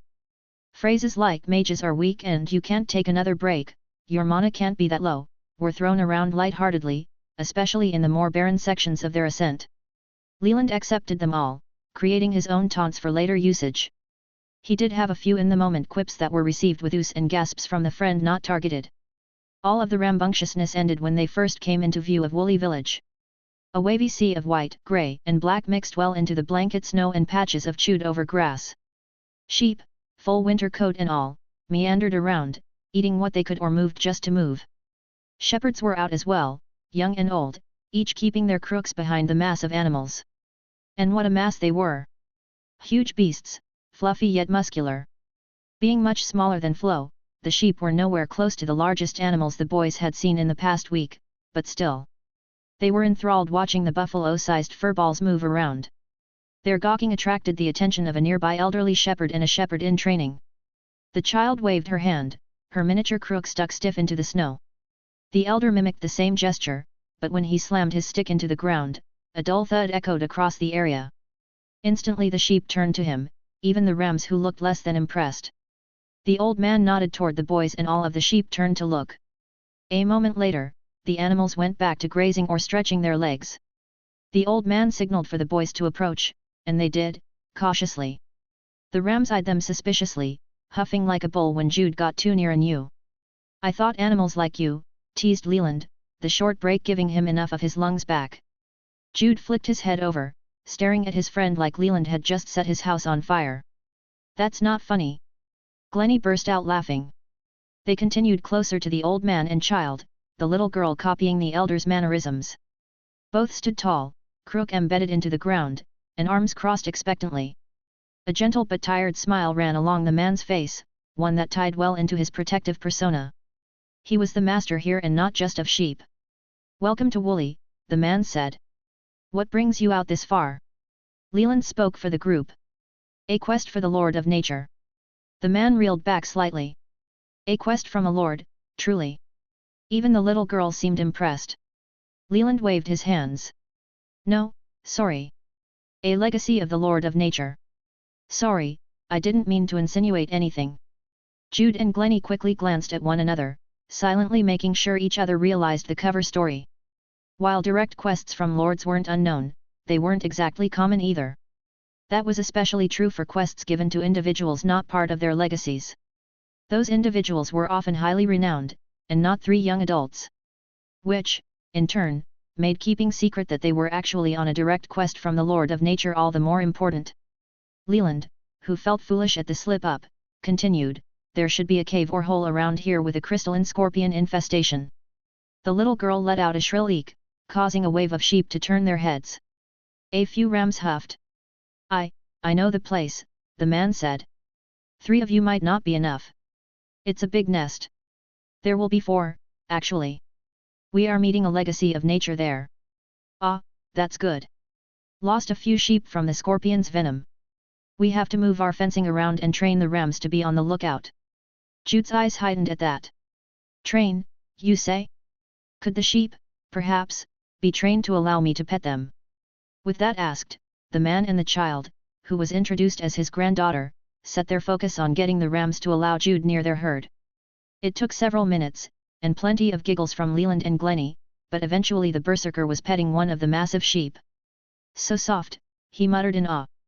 It better be, the old man laughed. My family's been breeding these beasts for 9 generations. That's impressive, Leland said. I bet their wool sells for a lot. The little girl snorted. We are the primary provider for the kingdom. We even sell to the queen herself. Now, we don't brag, remember, the old man said to the kid. But we do. Glennie chuckled at that. He crouched, aligning his eyes with the young shepherd's. You know, I once saw the queen. When I was younger than you, my parents were invited to some rendition of one of the greatest plays ever written, or something. I don't remember much of it, only that the queen wore red. And probably our wool, the girl retorted instantly. The grandfather sighed. That's enough of you, he said, eyeing the girl before turning back to the others. We don't have much room to house you, our village is in name only so that those greedy merchants in the capital are forced to respect us. Luckily none of them care enough to call our bluff. I'll tell you, if someone finds out we are nothing but a glorified ranch, little one here might not have a roof over her head next year. The old man laughed and the little girl huffed, stomping her foot in the snow. The boys awkwardly chuckled along. I jest. We'd just kill the merchant before they could spread the tale, the man laughed louder, and even some of the sheep looked at him weirdly. From across the herds, a young woman shouted, Don't listen to him. He's going senile. As the laughter died down, Leland said, Don't worry about housing us. As long as it's okay with you, we'd love it if we could set up camp somewhere on your property. A small fire, nothing too big. Sure. The sheep might be interested, however. Hope you don't mind 1,000 eyes sharing the flame with ye. The boys conversed with the locals for many more hours. As it turned out, shepherds were quite lonely and just bursting to talk with someone other than each other. At some point the boys were shown a small pathway leading higher up the mountain, much to the dismay of Leland, where the scorpion cave was located. After a night of being surrounded by hundreds of sheep, and a breakfast where Jude shared most of the food with the bravest of the sheep, the boys set out to finish their climb. The cave wasn't so much a cave but rather a dugout hole in the ground. Scorpions moved in and out, shifting soil and rock like ants building a nest. A mound of dirt had formed from the excavation and the entrance was unluckily at the top. Seeing into the hole was strictly impossible unless they wanted to risk angering the nest early. They spent a bit of time looking around the area trying to find the person they were supposed to protect, but after an hour they gave up. Looks like they aren't here, Jude said. Any idea when they will appear? Today, right? Give or take, Leland answered. The Lord of Nature only said a week, not a specific hour. Well, let's go back to the sheep. At least they are soft. Jude cut himself off as a thing suddenly unearthed itself beside them. It came up as a wooden wedge, like a pumpkin seed, but human-sized. It split through the frozen ground, where it then quickly bloomed and blossomed. Flowers, vines, large and very green leaves, all sprouted, covering the immediate area of the mountain in rich and dense foliage. Then, like a drunkard kicking in the door to his favorite bar, a bare foot kicked through the wooden thing. The wooden material sundered at the force, opening like a chick cracking open an egg. Soon the annoyed face of a middle-aged woman showed through the gaps. She fidgeted in her seat enclosure, pushing against the walls before scoffing. Any help here? She asked, sarcasm oozing. The boys gave each other a shrug and got to helping. Chapter 105, Scorpions. Despite being within a mound of killer scorpions, the boys found their protective mark, Melody, the weirdest thing about the day. She, a legacy of nature, was strange. From eating dirt, to tasting the green blood of the scorpions, she kept the boys on their toes. Currently, she pushed 2 small twigs into the soft tunnel-like flooring before chanting about flowers and leaves. Soon she yanked the twigs out of the dirt with the power of a sword-wielding warrior. A drop of thick liquid pooled at the tip of the twigs. She stared intently at the swirling yellow gunk before shoving both twigs into her mouth. She chomped on them like celery, finally swallowing with an audible gulp. She grunted as the wood fell through her throat, and with the poise of a legacy on a quest from their lord, pointed down the tunnel. Our destination in that way. The boys blinked. Jude took the initiative. Our objective is down that tunnel. Yes, Melody remarked with a bit of proud arrogance. You mean, down the only tunnel? Jude asked as deadpan as he could. Unfortunately, his voice inflected ever so slightly, causing the legacy of nature to frown. She finally scoffed, turned, and ventured down further into the scorpion nest. The boys quickly got in gear, rushing into a protective formation. Jude was first, next came Glennie, then Melody, and Leland was last. The order wasn't set in stone, however, they figured an ambush from behind was highly unlikely as they killed every scorpion they encountered on the way down. Luckily, Melody knew a light creation spell, removing the need for the boys to carry lit torches. An orb of bright white light hovered just over her head, casting a long shadow into the dark tunnel. Leland also helped on that front, using the cantrip glow to make his fingers glow with the light of a lantern, but him being in the back, Melody's spell took on most of the work. 3 approaches, Melody suddenly said. The boys nodded at once, moving to intercept the threats. Jude pulled his axe awkwardly from his hand, the low ceiling making his normally generous movements close and subdued. A single long blade of crimson-red power ignited in Glennie's hand, forming a tipped spear instead of his normal dual daggers. And Leland kept his grimoire out and open, allowing it to float perfectly in her periphery. Crystalline scorpions, while no larger than a large puppy, were still quite deadly. As nesting monsters that usually held their territories, stories of adventurers being overwhelmed by massive numbers were just as common as not. They were dull creatures, following the instinct of battle rather than centralized orders from a queen like most other ant-like monsters. While that meant sometimes the scorpions would attack each other, it also meant they were quite proficient at killing. Especially with their relatively huge stingers and paralytic poison. Although variants in their coloration, size, speed, and power were quite common. Various jobs were needed within the nest and that left plenty of room for the odd and bizarre. 3 scorpions rounded a dark curve of the tunnel just as Melody predicted. 2 of the purple and blue variants were leading the small pack, their dominating pinchers out and ready. A smaller and emerald green scorpion followed closely behind, but it had small pinchers and a thicker tail and stinger. Glennie's spear darted out in 3 rapid thrust attacks. Each hit a different scorpion, sending a spider web of cracks through their mineral bodies. Being in the front, Jude took the 2 purple and blues, blocking their pinchers with the flat of his axe. Crimson quickly cut into their crystalline exoskeleton and into their internal fleshy bits. The last of the 3 scorpions was finished not a minute later, as an entire murder of crows pecked and clawed at it. Originally, Leland was expecting himself to be useless in killing the scorpions, but oddly enough, his crows outdid themselves. He theorized it was the ethereal aspect that the birds carried interacting with the magical crystals the scorpions were made of, but he would defend his stance.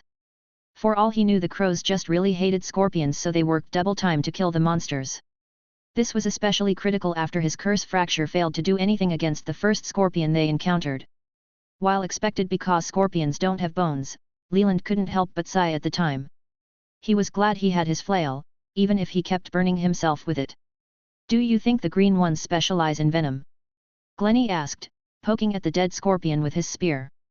Venom-infused spit, actually, Melody answered. To dissolve rocks. Ah. You are thinking of the dark green variant. Those are the warrior type and have significantly enhanced stingers with even deadlier poison.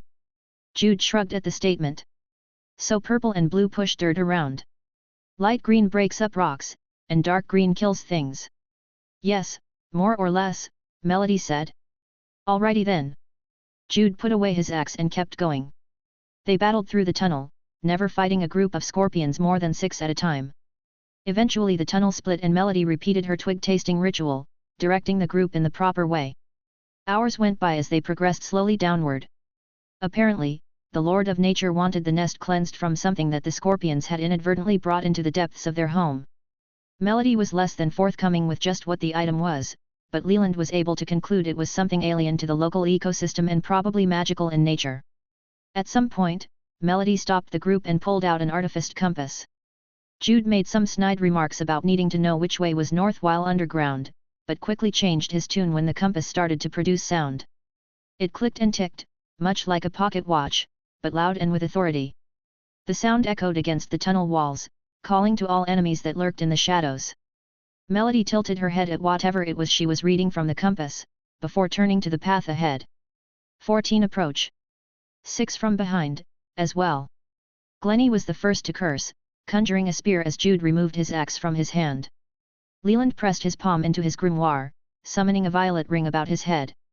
Water spun to life in front of his opposite hand just in time to meet a dozen or so softly glowing crows.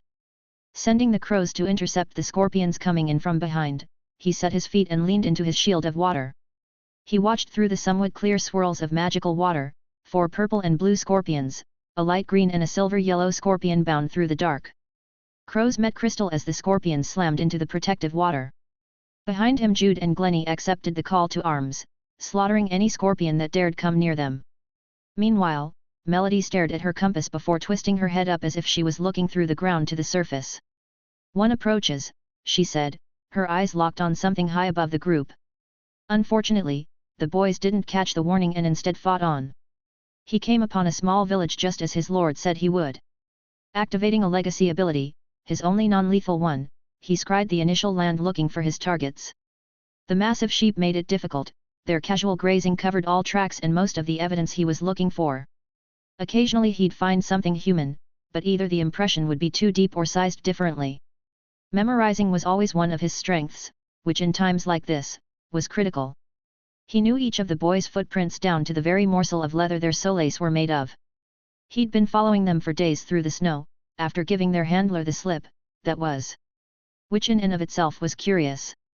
3 young adventurers in need of a babysitter? Especially one of such power? It didn't matter, in the end. His lord and uncle had not stated anything about the woman, so as far as he was concerned, she was of no consequence. But he was still curious. He wasn't quite sure how often his puppets would be noticed, being a young toy maker and all.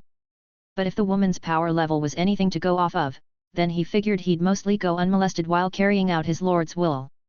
That made him smile, especially since he was killing 2 birds with 1 stone. He was appeasing his lord and completing something delicate for his uncle. It took the guesswork out of creating a dynasty, it took the annoying part about killing someone out of the equation. At least until his lord told him to kill his uncle. Then things would start to be annoying. But such was the way when the toy maker wanted something. Creating a dynasty, while not something he would have envisioned for himself, was absolute in his eyes. His lord willed it, so he would obey till his dying breath. Just like his father. His uncle didn't know about his lord. He'd played off the rapid-fire questions after his dream ceremony, specifically the ones about why his hand tattoo was invisible. But with a few well-crafted lies and leading half-answers, his uncle never suspected a thing. Not that it would matter. His uncle was a witch after all. Still, the toy maker had said to keep the secret, so he had. And now the fruits of his loyalty would surface. He'd have his first 3 permanent puppets soon, very soon. And what puppets they would be. Adventurers, powerful ones for their age at that. They were literally the best puppets he could ask for. They would grow with him, age with him, evolve with him. 3 royal guards to start his lord's dynasty with. He smiled as scried the pasture. He'd find their tracks soon enough, and when he did, he would be that much closer to becoming the king of these lands. Chapter 106, Harbinger. In an above-ground graveyard of scorpions, Leland reeled at Melody, the legacy of nature. "What was that?" he screeched. "Just alert the whole nest to us. That won't be a problem." Murmuring to herself, she simply ignored Leland and instead focused on the single yellow crystalline scorpion. If she didn't know better, she'd have said the crystals that made up the monster's body were citron or yellow garnet. But she did know better. In fact, she knew of every variant of scorpion this region held. And yellow quartz was not one of them. Melody pointed at the corpse in question. "That is what I drew out. Now I have confirmed my lord's query. And almost got us killed in the process." Leland continued, his voice hushed but still quite angry. "Glennie was injured because of your actions." The gentle green glow of touch of regeneration echoed lightly through Glennie's bare skin. The puncture wound had already closed, but a decent amount of venom remained. Leland's healing spell counteracted the venom's effect, however, resulting not in paralyzed muscles but rather just a dull numbing.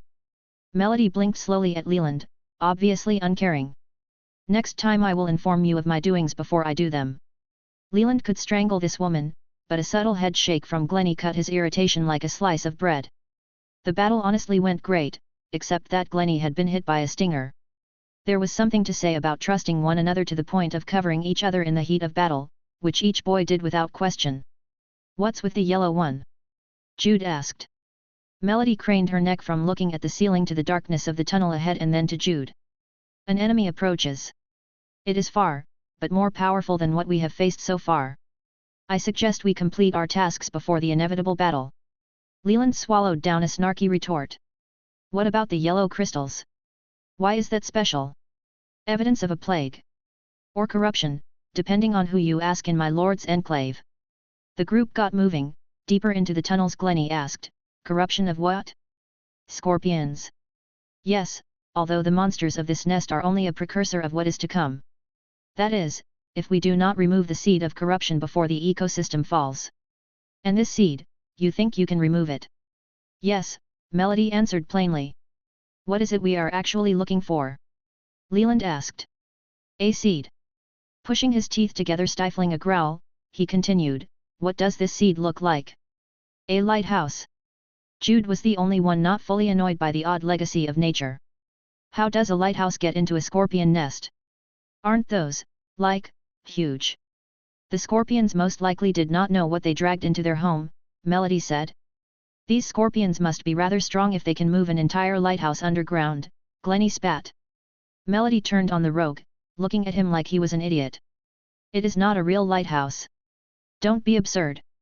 Right, Glennie, Leland said, mocking their guide. Don't be absurd. So if it's not a real lighthouse, then what is it? Jude asked. A magical construct, one left behind by an agent of chaos, Melody said. Agent of chaos? Like a witch. Worse, a follower. Leland suddenly felt his stomach drop. You mean a legacy of a vile lord? Correct, Melody said. Jude and Glennie suddenly found themselves making the same face as Leland crude, anxiety-filled anguish. There were not many stories their parents, as royal inquisitors, would not share of their adventures. They removed key details of some stories, like the carnage after a battle or the effects of terrible drugs. But the simple story of going to a town or city, investigating some problem, and saving the day by arresting or killing hardened criminals, were always told to the boys when they asked. Stories about their parents' dealings with vile lords and their envoys were, however, strictly censured. It wasn't out of fear that the contents of such a case would haunt the boys, but rather the cost of knowing was simply too high. The Queen had placed certain restrictions on her inquisitors, marking them with heavily potent magical bindings specifically for the topics of vile lords. There was little general information that the Queen sought to withhold from the public eye besides a few names in the list of restricted legacies and their accompanying tattoos. Are you sure? Leland finally asked.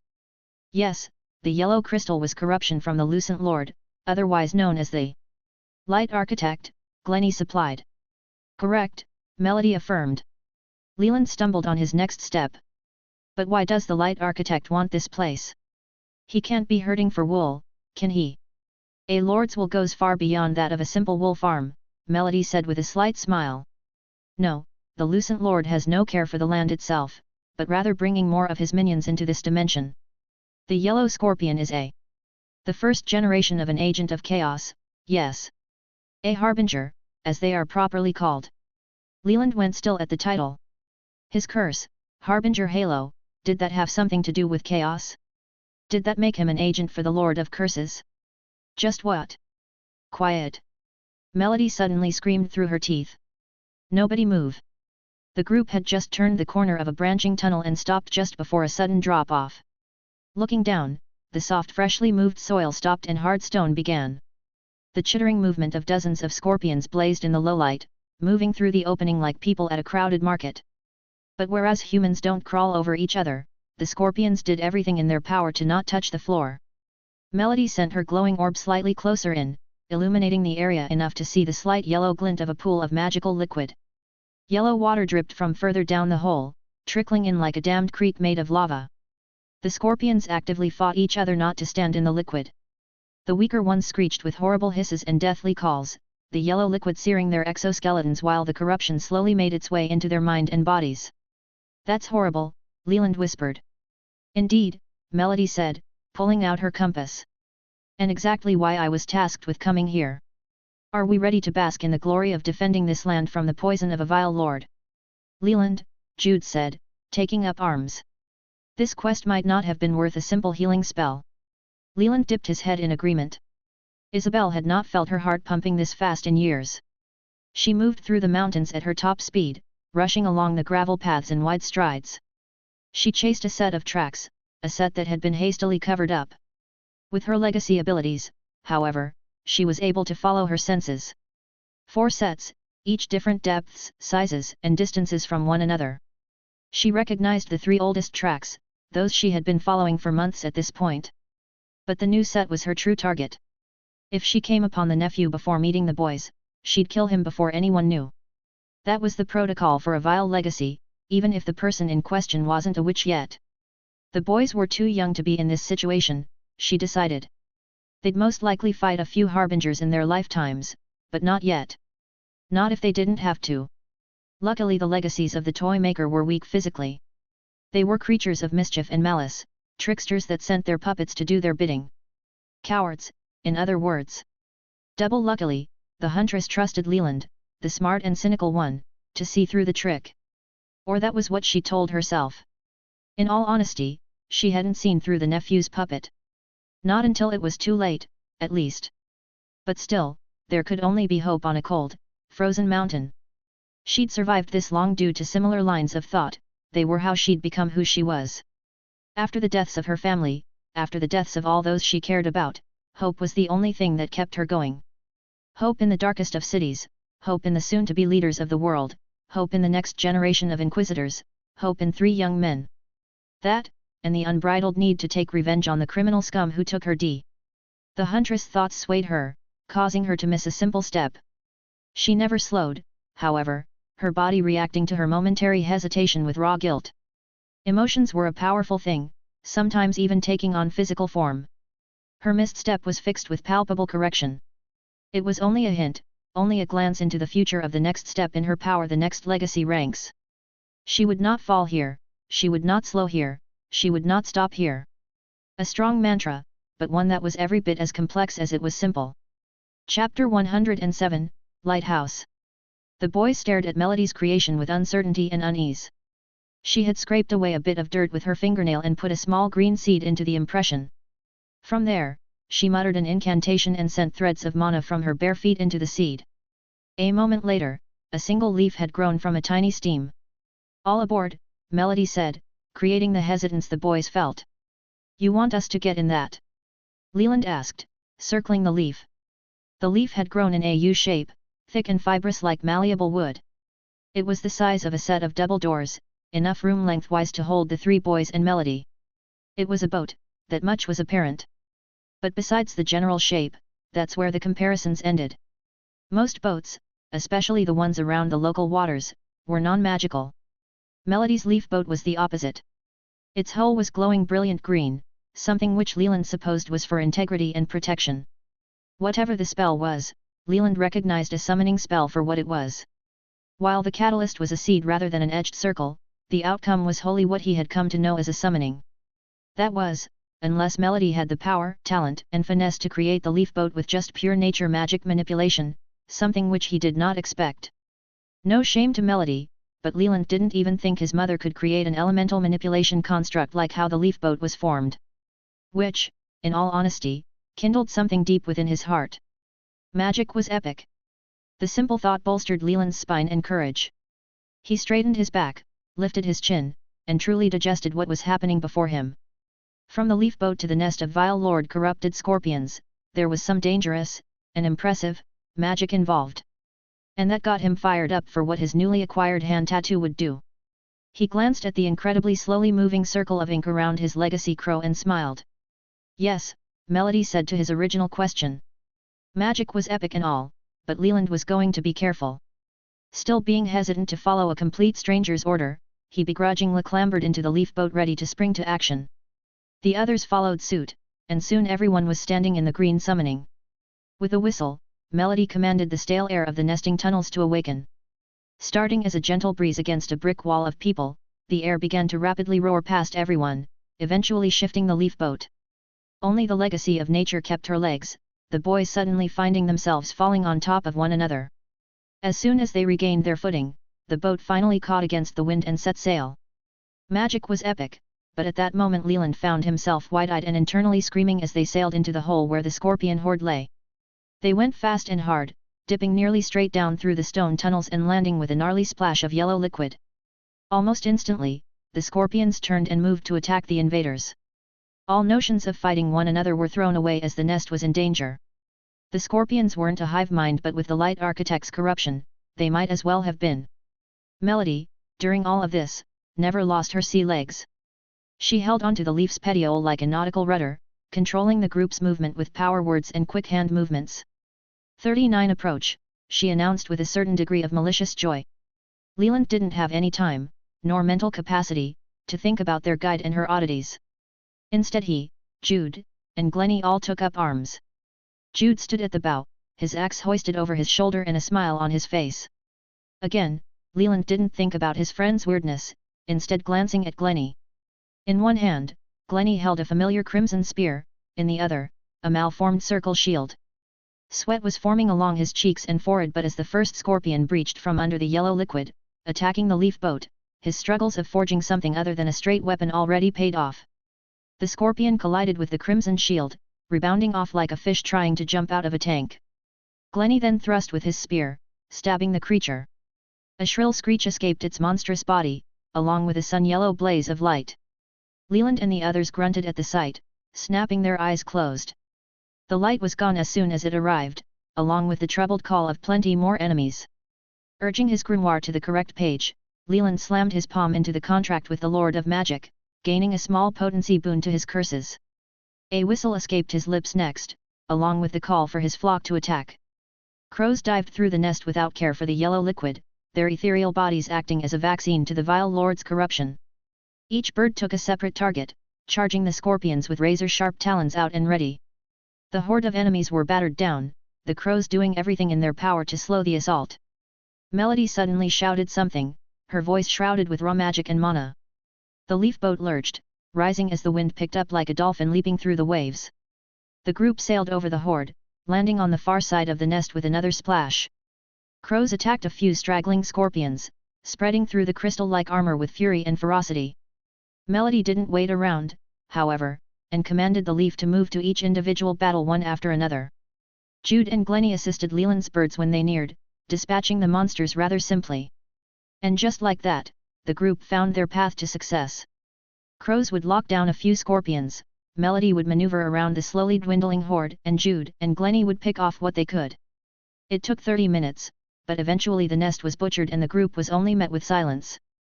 The silence was ill-fated as Melody maneuvered the boat across the yellow liquid. She didn't stop to look around the nest or wade through the corruption.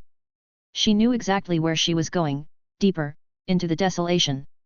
"End your light-barring spells," Melody said to the group, smothering her light ball spell. Leland cancelled the cantrip, making his fingers glow, and Glennie banished his conjured spear and shield, sending the group into darkness. Only a brief and hollow glow remained, the yellow liquid shining with muted enthusiasm. They travelled for minutes, minutes that seemed to stretch. Leland was the first to notice, but the scorpion nest had long ended and only a man-made perfect tunnel remained. Entirely smooth and cut from stone, the pathway led to a raised mound of crystals and dirt. Like an island arisen from the depths, the only salvation from the yellow liquid was ahead. The leaf boat docked, fluttering directly onto the island. Melody was first out, her quick stride urging the boys to follow suit. The low light kept the boys close and focused on what details they could notice. Patches of crystal emerged from the dirt ground, like stalagmites in a damp cave. The dirt was odd, Leland noticed as his feet sunk deeper than he'd assumed. It was like marshland or particularly fluffy sand.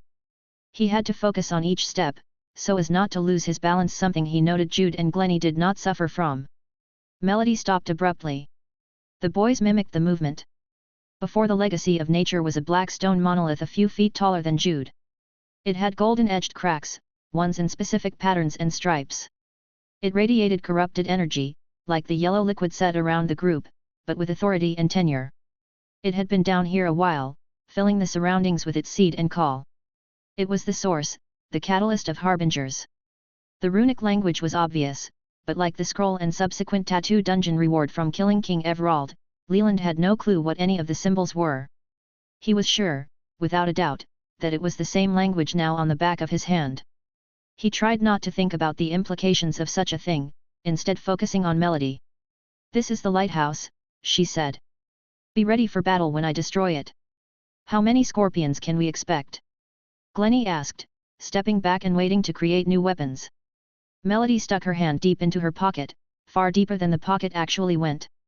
She shuffled around, fishing her hand like she was straining to reach something in the gutter. Grunting in success, she retrieved an acorn which she promptly set on the lighthouse's flat top. She pressed her hands together, and spoke. "Just one." Green then ignited from her palms at the same time her eyes turned rabid. The wind picked up in the silent tunnel, along with the scream of a beast. The ground rumbled, the crystals shaking with unholy force. Melody began to chant, her words sounding more like guttural grunt than actual language.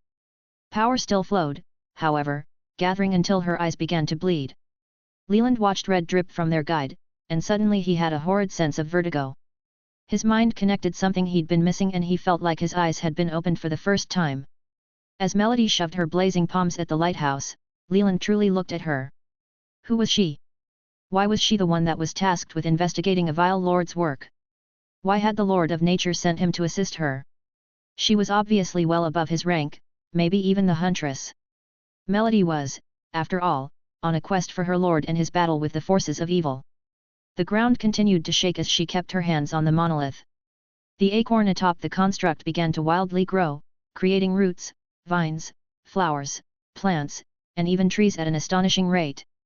Soon the small island of dirt became a lush jungle, all of the soft dirt covered like dust in an attic. From Melody's hands, however, was the most impressive show. Emerald power so strong the others felt physically suffocated. There was no malice toward them, however, only undying resolve to destroy the Harbinger's corrupted construct. It resonated, compounding like an echo against a cliff face. Golden light screeched in pain, fighting the green like two tidal waves. They clashed, the small construct's power easily dwarfed by Melody's might. She never relented, forcing the gold to surrender. The light of the lighthouse began to wane, sundered by the godly energy before eventually shattering completely. Melody stumbled back, falling into Leland's arms. All of the power had drained from her, her eyes returning to their natural color. Blood streamed from her eyes, nose, and ears like geysers blasting hot steam. Leland forced his grimoire to flip to the Lord of Nature's contract, but before he could heal the wounded champion, she whispered directly into his ear. Ignite the flame of the calamity. Chapter 108, Soul Fire. The ground shaking mimicked the shaking in Leland's heart. He felt his blood go cold, his breath hitch, and his throat run dry. Melody's bloodied eyes pierced him like an arrow shot from the heavens. One of the Lord of Nature's champions knew about him. Knew about his abilities, knew about his lord, knew his secrets. He had tried to keep his lord hidden. There were some that knew, his friends, but now some stranger was in the loop. His heart fluttered with irritation. What was the point in trying to keep secrets if the lords above could squash them in an instant? Melody coughed, blood splattering like shrapnel from a cannon. Leland ignored the fresh stain on his clothes. He looked ahead, the lighthouse was crumbled and broken, nothing more than a pile of dark stone and plants. He scoffed, realizing his part in what came next. Jude was right, this was not worth a simple healing spell. It was, in fact, not worth anything.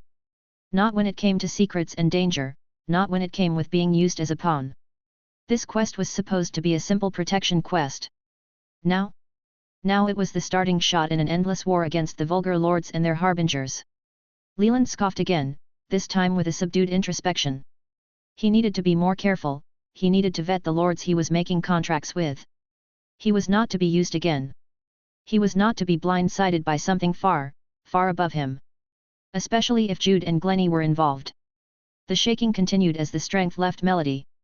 This was why the Lord of Nature tasked him to protect his ward. The after effects of harnessing lordly magic. Melody was dying, her mortal body unable to withstand the endless sea of power that coursed through her veins, bones, skin, and mind. Something also stirred below them, something far grander than the nest of scorpions they fought through. Was it the Light Architect's harbinger? Unlikely. The lighthouse Melody destroyed was a remote construct, one long left behind to spew its eternal corruption like a common weed. That left only one possibility in Leland's eyes, a monster. A large corrupted one at that. Could Leland and the boys protect the champion and escape the tunnels? The question rang through his head like a cracked bell. The sound echoed endlessly, never receiving a proper response because of one simple notion. Soul fire. Knowing next to nothing about the curse, Leland supposed it could prove invaluable. He supposed it could live up to the title of calamity. He grit his teeth, supposing it could do anything. Because, frankly, he had no idea what the curse did. A small laugh escaped his lips despite his friend's increasingly frantic words and actions. Jude had run to the leaf boat, pulling it across the now forested land toward the yellow water. The earthquake was getting worse, inhibiting his action much like Glennie trying to interfere with a petrified Leland. Glennie shook his shoulders, a gesture that outweighed the shaking already rippling through Leland and Melody. Their eyes connected along with a rush of yelling. Leland couldn't tell what his friend was saying, the howling wind long causing the group to go deaf. Then Glennie started signing. It was an old way of communicating between the friend group. Back when tree houses and wooden sticks swords were prevalent enough to their boyish minds, they had created some simple hand signs to speak to one another in case they couldn't speak to each other. Previously, this was only truly used to communicate with Jude through his bedroom window. The young berserker had a knack for doing or saying whatever came to mind, often resulting in being set to bed early without dinner. Which, at the time, really sucked as the prime time to play swords and shields was dusk. So they often spent the cool nights gesturing to Jude whatever crude sign they had come up with recently. The sign Glennie waved in front of the shocked Leland was that of the phrase "cry later." The sheer absurdity pulled Leland from his inner thoughts of secrets and lords, instead forcing him to react with a sneering eye roll. That sign was a result of Jude's weak young tear ducts. In their early teens, he was always a crybaby and often the cause of more than a few heated arguments. The sign was finally given the status of taboo once their parents got involved. Seeing it today, however, brought back the feeling of being centered. In that moment, Leland wasn't some godly pawn shipped off to some monster nest in the middle of nowhere. He wasn't an adventurer way in over his head. He wasn't even a legacy of a mysterious lord he wasn't sure he could trust. No, in that moment Leland saw himself as a kid. He remembered the bedtime stories of heroic knights and grandiose mages. He remembered finding the coolest looking stick to use as a legendary mythical sword, one that vanquished all evil and would never fall into the hands of the cunning enemy. He remembered his parents' first Inquisitor mission after a few years of maternity leave. He remembered them walking out of the house after long, tight, tear-ridden hugs. He remembered being left alone, beside his two friends of course. He remembered the town's whispered gaunt rumors that his parents were most likely going to die on their quest. That they were sadistic parents, ones that felt no notion of guilt for orphaning their child. At the time Leland kept his chin held high, a gesture he mimicked even today. Back then, he lived off exaggerated stories of good and evil. He would beg his dad to continue his retellings long into the night. He would strive to learn what early magic his parents would teach him, despite not actually being able to cast anything. His town's gossip was wrong. His parents weren't sadistic, disreputable people. No, they were miles ahead of such lowly talk. They were exactly what he strived to be. Courageous, brave, heroic, loving, loyal, fair. Fearless. The future would hold many hidden threats. The future would bring more heartache and pain than ever in the past. But that was the life of an adventurer, someone who he thought his parents wouldn't look down upon. He wanted that, to look his parents in the eye and to hear them say good job. He grasped at the information treading deep within his mind. Soul fire was not a normal spell or curse. It required something that Leland held reservations about. The fuel was a soul, a human soul. An ethereal body rose from the plant-ridden ground. It clawed its way to one knee, keeping its head bowed like a prisoner about to be executed. It held out its arm, offering salvation in the form of a lost soul. The single soul of the damned didn't flinch when Leland took the lost soul from its grasp, only quietly retracting its arm. It shuddered in the freeing weight being lifted from its shoulders. An eternal punishment, a penance only to be confirmed by a single master. "Thank you," Leland whispered, his words cutting through the howling wind. The soul of the damned raised its head, meeting its master's gaze. Both its and Leland's eyes were burning with the same violet flame of transcendent virtue. Its time had come, the endless void called its name. It was time to be put at peace, to be reincarnated, to live a better life. Leland watched his summon fade away, a strange sense of thanks overcoming his weakened knees. Between holding melody, the shaking that only seemed to be getting worse, and holding the very essence of what he once considered a deadly enemy, Leland stumbled a bit. Glennie was instantly there to catch him. The rogue urged him along, pushing him away from the overgrown island center and toward the shoreline of yellow liquid. They entered the leaf boat where Jude ushered them forward before pushing off. They floated along the thick yellow river for only a few moments before the source of the earthquake showed itself. It unveiled itself by slowly standing, its massive hulking frame shifting gallows of liquid and tons of dirt and stone. It stretched its 6 ethereal legs, growing to heights untold by normal beasts. Its movements created waves, sending the grow away with haste despite Melody being unconscious. Leland, acutely aware that he still held a lost soul, watched the creature fully form. Atop its flat head, a plume of trees, shrubs, and grass laid out of place and out of style. Where nature flowed from where the Lord of Nature assisted in the destruction of the lighthouse, the rest of the creature was jutted and broken. Crystals, all yellow and brimming with horrid corruption, gathered and formed, shifting like a magnet's pull in a blacksmith's forge. They fully merged long before Leland realized what exactly he was looking at. In simple terms, a scorpion. But one on the cusp of something more. It screeched at the leaf boat, its call fighting for dominance against Melody's unyielding wind. One force kept the boat in place, the other an attempt to scare off the attackers. Leland didn't think long about which was supposedly the good lords. Jude and Glennie yelled muted words back and forth, the general consensus being panic. The worm boss was one thing, King Everald was another. Even with Jude's enhanced incarnation abilities, they knew the endeavor was pointless. There was no room to maneuver, no room to dodge or fight. Not if they wanted to wade through the corruption, that was. So their eyes fell to Leland. They hadn't heard Melody's last words to him before she succumbed to exhaustion, but they knew something was teetering in his mind. Why else would the legacy of curses be holding a soul, if not for an attack? They didn't think a small boost to his magical potency would be all that helpful. Leland didn't think so either. As the monster's yellow crystals bulged with light, Leland's attention fell within. The monster charged, but Leland trudged through the information left to him through his legacy. Screams. They were all he could hear, they were all he could understand. The information for soul fire came into his mind's eye like a hurricane of death. He shuddered under the pressure, feeling the heat of countless souls being ripped apart and left for nothing. There was no resurrection, there was no rebirth. There was only fire. And the calamity that followed. Harbinger's wrath boomed. Calamity's fire relied. Souls consumed, forever cried. Battles fought, hope survived. The soul ignited at Leland's words. It whipped with tendrils of weathering pain, it devoured all it could reach. Its ferocity glowed with sinister fervor, casting the cave into the light of a ravaged tempest. Deep purple and dark shadow laced between the fire's wicked range, an inferno held in the hand of its master. A warlock. Leland threw the curse, watching a trail of bent reality shift behind it like the wake of a dark phoenix's triumph. Yet, there was no rebirth or penance. Only the chilling scream of the soul aflame and its master's silent guilt. At least, until his eyes fluttered closed and his body went limp. Then there was only a white familiar void. Chapter 109, Deceit. A swell of white void wrapped around Leland like a loop at the end of a fishing line. It hooked into him, dragging him far and away. He allowed the strange motion, no doubt knowing that if he wanted to, he could remain motionless. But why would he?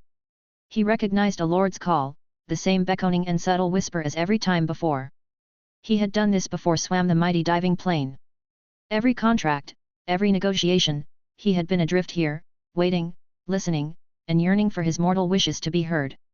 But now, he was being summoned, unprompted, by his lord the Lord of Curses. Twice now he had been pulled by her call. The first, his dream ceremony and the promise of unique power and the standing of impressing his parents. The second, his first contract and the greed associated with barter.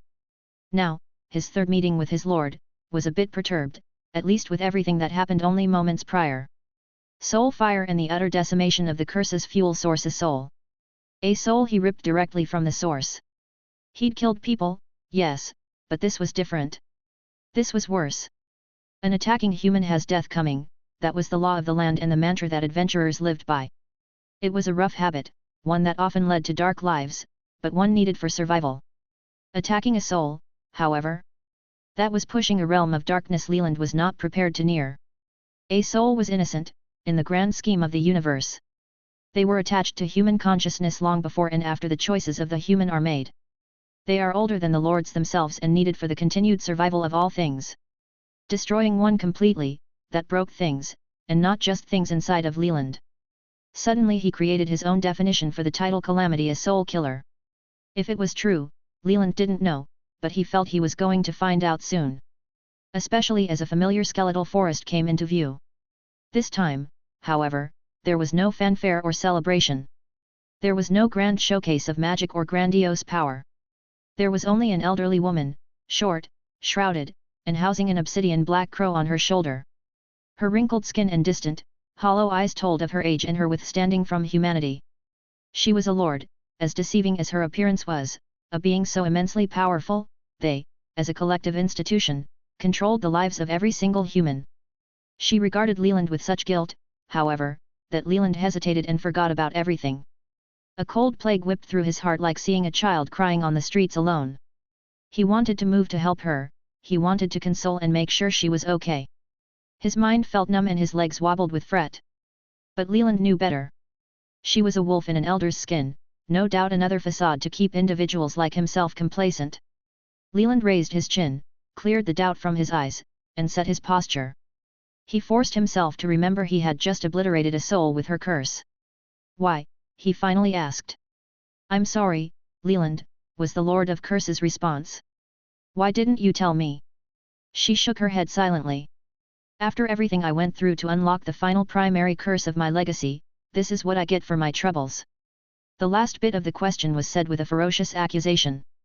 "A curse that goes against everything we talked about when I decided to adopt your legacy? You said you were not a vile lord." His words stung the Lord like a spear to the heart. "I'm not." Harbinger's halo. Leland seethed, interpreting. "Did you know harbingers are what they call the legacies of vile lords?" "I didn't." "Leland. And soul fire?" "I can still hear the screams." A tear welled in his eye and for a moment the guilt invaded his sight. He twitched, the deathly calls the only thing filling his senses. His voice pittered out, "I can hear it pleading for me not to kill it. I can." His words were smothered by a warm form. Black robes engulfed him, wringing out all his tears. He sobbed, the dam in his mind finally breaking. All of his stress rolled through his spine, even if it didn't have to deal with the current epidemic. He was never going to progress, he had realized. Not with soul fire being the way it was. He was never going to cast it, ever again. "Leland," the Lord of Curses whispered, "before you decide anything, take some time and review your path." Pushing away, Leland set his ire back on the perpetrator of his turmoil. "Why should I ever listen to what you have to say? You lied. You lied and now I have to deal with." "I have lied, yes." The crow on her shoulder flew at Leland, interrupting him, before sharply twisting up. "But not about what you think. I am no vile lord, but I do share the same broad title, yes." He recoiled at that, like a spring being flicked. "That makes no sense." "Then let me explain." With a snap, the Lord of Curses unearthed a stone table. It rose from a realm below quickly and without servant souls to carry it. "A cantrip, one you could learn." Leland scoffed, pulling out a chair. The Lord was silent for a moment, taking a seat as well, but eventually she started talking. There was no rhyme or reason for her starting statement or a general timeline of events, but slowly a narrative formed. She spoke of time before most, the time of the First Lords. She told the story like she had been a witness to the first ascensions, that she had known the beings who decided the natural laws of the world. There were very few lords still alive from that time. Not even the Lord of Magic and all his estimated worship was the first, only the current. Yet as the Lord of Curses continued, Leland slowly started to believe he was sitting before someone, or something, different. Was she lying? That was very much a possibility. Was he being manipulated in believing a crazy story from a crazy person older than all mortal humans? Almost definitely. But it's not like Leland didn't want to believe her. He wanted her to tell him everything had been a prank. That everything he had experienced was par for the course of some elaborate lordly play. That those he's killed were nothing more than puppets. That the soul he decimated was nothing but a prompt. But that was a falsity, and he knew it. "Then, I killed them all." Leland lurched at the statement. "What?" He coughed out in his own mind. "All 931 First Lords, minus a few independents, dead," she continued, "but not before locking eyes with her legacy. In an instant. All dead from a single curse, soul fire. But that's impossible? Unbelievable." Again, her eyes went hollow as the fleeting age settled in her bones. "I don't regret the decision. They were monsters, those I killed. They wished to treat humanity like an experiment. They wanted to start sick games or laugh at the misfortune of the mortals. That can't be." Leland found himself muttering. Surely there had to be some good lords. There were, but in their eternal wars, humanity almost succumbed. The mortals were sundered, and I just couldn't take it any longer. The Lord of Curses once again locked eyes with him. "That's my lie. I lied about who I was, how old I was. You are ancient blood, yes, but I exaggerated just how young of an ancestor I was." That doesn't matter," Leland lied. Of course it did matter, but the thought of exploring that avenue made him blanch. He sat a little straighter, not because he was suddenly afraid of the being before him, but because, well, he didn't truly know. Respect, maybe? Dignity? Recognition? He forced himself to shake out the unneeded distractions. Why did you say you were but weren't, a vile lord? The elder sighed. I am only in title, not in practice.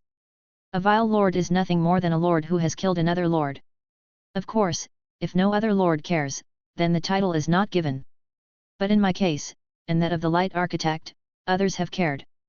Who set your title? Leland asked with bated breath. Most recently? The previous Lord of Souls and Curses. But that was a pissing match on who got access to Soul and Crow curses. They didn't like that I have grandfathered in legacy abilities from before legacies were truly a concept. So you killed them? The Lord of Curses laughed. No. No, I did not. They said their words, yelled their arguments, but only to deaf ears. No one wants to go to war with the calamity.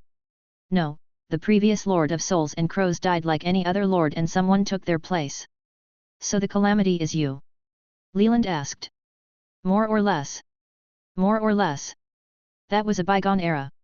I am not that type of person any longer. There is no need for humanity to be protected by me any longer. Leland thought about that for a second. Because your legacies hunt the vile harbingers. Yes, the Lord of Curses lied. He took the answer at face value, however. The First Lord jumped at the opportunity. Soul fire is a stain on, well, everything. Obliterating a soul should not be thought of lightly. But against a harbinger or even a vile lord themselves. A single soul for the torture of potentially millions of lives. She gestured in a thought-provoking way.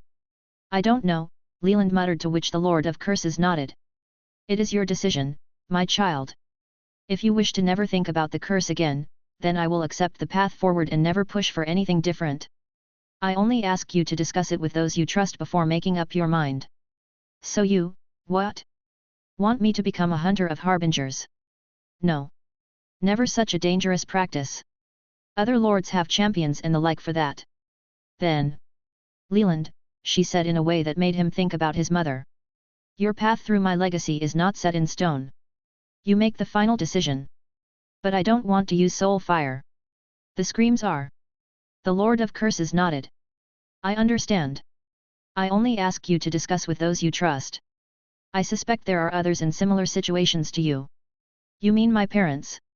She gave a subtle nod. Not all magic is mana and talent. Hard work and sacrifice go hand in hand. Leland paused. He looked at the new circular tattoo around his legacy crow. What does? A surprise, one I hope you will enjoy. Leland's face didn't hide his dissatisfaction. It is time to go back. Just remember, whatever path you choose, I and those who love you will support your decision. My legacy is a dark and despicable history, but yours doesn't have to be. With that, the craggy forest faded away like a mop wiping up a stain, and Leland found himself drifting back to reality through an endless white void. Chapter 110, Loyal. The huntress sprinted faster than ever. Unbound by feeble mundane legs, her legacy coursing through her muscles and bones, allowing her to skip off the branches and leaves of tree after tree. She ignored the loose snow-covered rocky landscape in favor of added safety, the slick ground only proving to be just another hazard. Of course, if she focused, she could have easily ran along the gravel. But she needed her senses elsewhere. She scanned the open air, the canopy, and the underbrush. Her high-rank legacy abilities made her the predator, made her the hunter. She had a target in mind, she only needed a whiff. The set of tracks she had been following were mudded at this point, a massive herd of sheep imprinting over all her proper evidence. She was in the right area, she knew. It was now only a matter of. Isabel stopped dead. She froze, her hand robotically gripping a tree trunk as her legs rebounded from the sudden lack of movement. What? The word slipped out in a whisper, her total shock ending all semblance of subterfuge and stealth. If someone was around, someone with the means of listening, her location was compromised. But honestly, as she shuddered in disbelief, she wondered if anyone around had the presence of mind to focus on anything other than the feeling in the distance. It was sickening. Like the day after eating bad meat or a meeting with Inquisitor High Command after a failed mission. The huntress' stomach churned with scalding power, her body radiating with ethereal heat and magical might. Her skin crawled as she homed in on the source. She ran. Past the village of sheep, up the mountain, and to a mound of dirt. She saw the corpses of a half-dozen scorpion laying around. Most were bashed apart, but some were pierced with a thin blade. She inspected the monsters, the air heavy with invisible silt. She forced herself to breathe, the unbelievable pain resonating from deep underground. She paused at the top of the mound, 1 foot already crossing the threshold into the depths of the nest. Is that? She had felt this power, or something oddly close to it, before. Where? When? It was recent. Shoutwell? The sightless king? No, earlier. The first time she entered the underbelly. Back when she was following Leland, Jude, and Glennie as a simple hunch. Leland. The power blazed out of the nest's entrance, and for a hesitant moment, the huntress considered things. Her mind, enhanced by her legacy ability, branched through hundreds if not thousands of ideas in a fraction of a second. Slowly, she moved back and hid among the trees. As she waited, her thoughts turned back to before the Inquisitors. Back to when her family was alive, to when her children still walked the mortal plane. A smile lifted her face as she remembered her town's yearly bonfire. It was a celebration, an honoring to the Lord of Nature and Lord of the Harvest for a prosperous season to come. She remembered holding her youngest, watching the embers smolder in the wee sunlight the morning after. What a time! The feeling coming from the nest changed at some point. Gone was the rabid sorrow and guilt, now only warmth and prosperity remained. She, again, had felt something similar in the far past. What was it? She racked her brain, remembering the bonfire of her home. The two feelings were similar, identical even. She couldn't place it until 4 figures emerged from the nest's entrance. Jude, Glennie, and an unconscious Leland were easily identifiable, but there was another unconscious in their midst. Auburn hair, dark skin, the ever-telling natural and organic clothing. Obviously a legacy of one of the many nature. Isabel's mind told, a ringing in her ears silenced her initial thoughts. She forced herself to look at the new evidence impartially. Leland was unconscious. So was this supposed legacy of nature. Did the two fight? Was she a puppet? That thought almost made the huntress leap from her hiding spot. But she held off. Like she decided before, if Leland was able to discern the toy maker's harbinger with no prompting, then... The woman woke up. Isabel watched her speak to Jude and Glennie. They spoke politely to one another, although the woman cut off the boys whenever they tried to talk about what happened in the nest. Suspicious, the huntress thought. Then a stampede of sheep entered the clearing. What? Again in disbelief, Isabel paused her train of thought. She watched the sheep meander over, gather around the group, and promptly ignore the humans. The boys asked the woman about the strange encounter, but the legacy of nature gave some half-baked explanation. She then muttered an incantation and turned into a patch of grass. Isabel, once again, couldn't believe her eyes. It only got worse when Jude pulled out a harmonica and started playing, causing the sheep to gather around him like a bard singing about folktales. I was worried about these brats? The huntress asked herself, slipping further into the darkness to look for the puppet master. He woke with an easy breath. Leland sighed, feeling the cold wet of snow on the back of his neck and a nightly chill in the air. He sat up, finding a familiar mountain scene. Across the way was the scorpion mound and nest, the remnants of crystalline bodies laying around where they died, and the haunting feeling of returning remorse. He had obliterated a soul, forever killing it. Leland sucked in a groan, instead slightly shaking his head. He would have time to think about his actions, the future, and what things would eventually mean. Especially with the revelations the Lord of Curses left him. But that was for later, right now he needed to find his friends. He paused, his train of thought being cut short by a sea of fluffy sheep. It was sleeting slightly, the advent weather adding another layer to the sheep horde. The fresh white gave the dirty sheep a look of dandruff, their wool speckled with the snow. But they obviously didn't care, instead they were focused on a moving sound. It took Leland a second to recognize the harmony, but once he did, a smile found his lips. He couldn't see him, the sheep blocking all lines of sight in that direction, but Leland knew Jude's harmonic song anywhere. He listened, content with the joyous tune. It was, after all, a victory celebration. They had survived, escaped the nest, and completed their quest. Leland took the moment to look through his grimoire. He confirmed the Lord of Nature's contract for touch of regeneration and soul fire were both still present. While he was glad about the former, his thoughts hit a screaming halt at the ladder. What was he to do? The question rang in his mind, at least until a presence sat beside him. Glennie had moved silently through the mass of sheep, finding his friend deep in thought. He cleared his throat and spoke, "That was some day, hey." Leland nodded, but his subdued posture let on more than any confirmation. Glennie read the motion like the concerned friend he was. "Soul fire, right? Some spell." "Curse," Leland responded with a bite of spite. The Lord of Magic would make sure there would never be a spell like it. "That bad, hey?" "Yes. To Jude and me the curse looked like a simple fireball. Other than it being purple, I mean." Glennie paused at that. Slowly the memory unraveled. Obviously it wasn't. Not with what happened after the spell curse, I mean, connected. Leland turned his head and attention away from the music at that. "What do you mean?" "I think I passed out before that happened. It was weird." Beside the feeling of facing a horrid Lord-touched monster, there was something far more sinister in the air.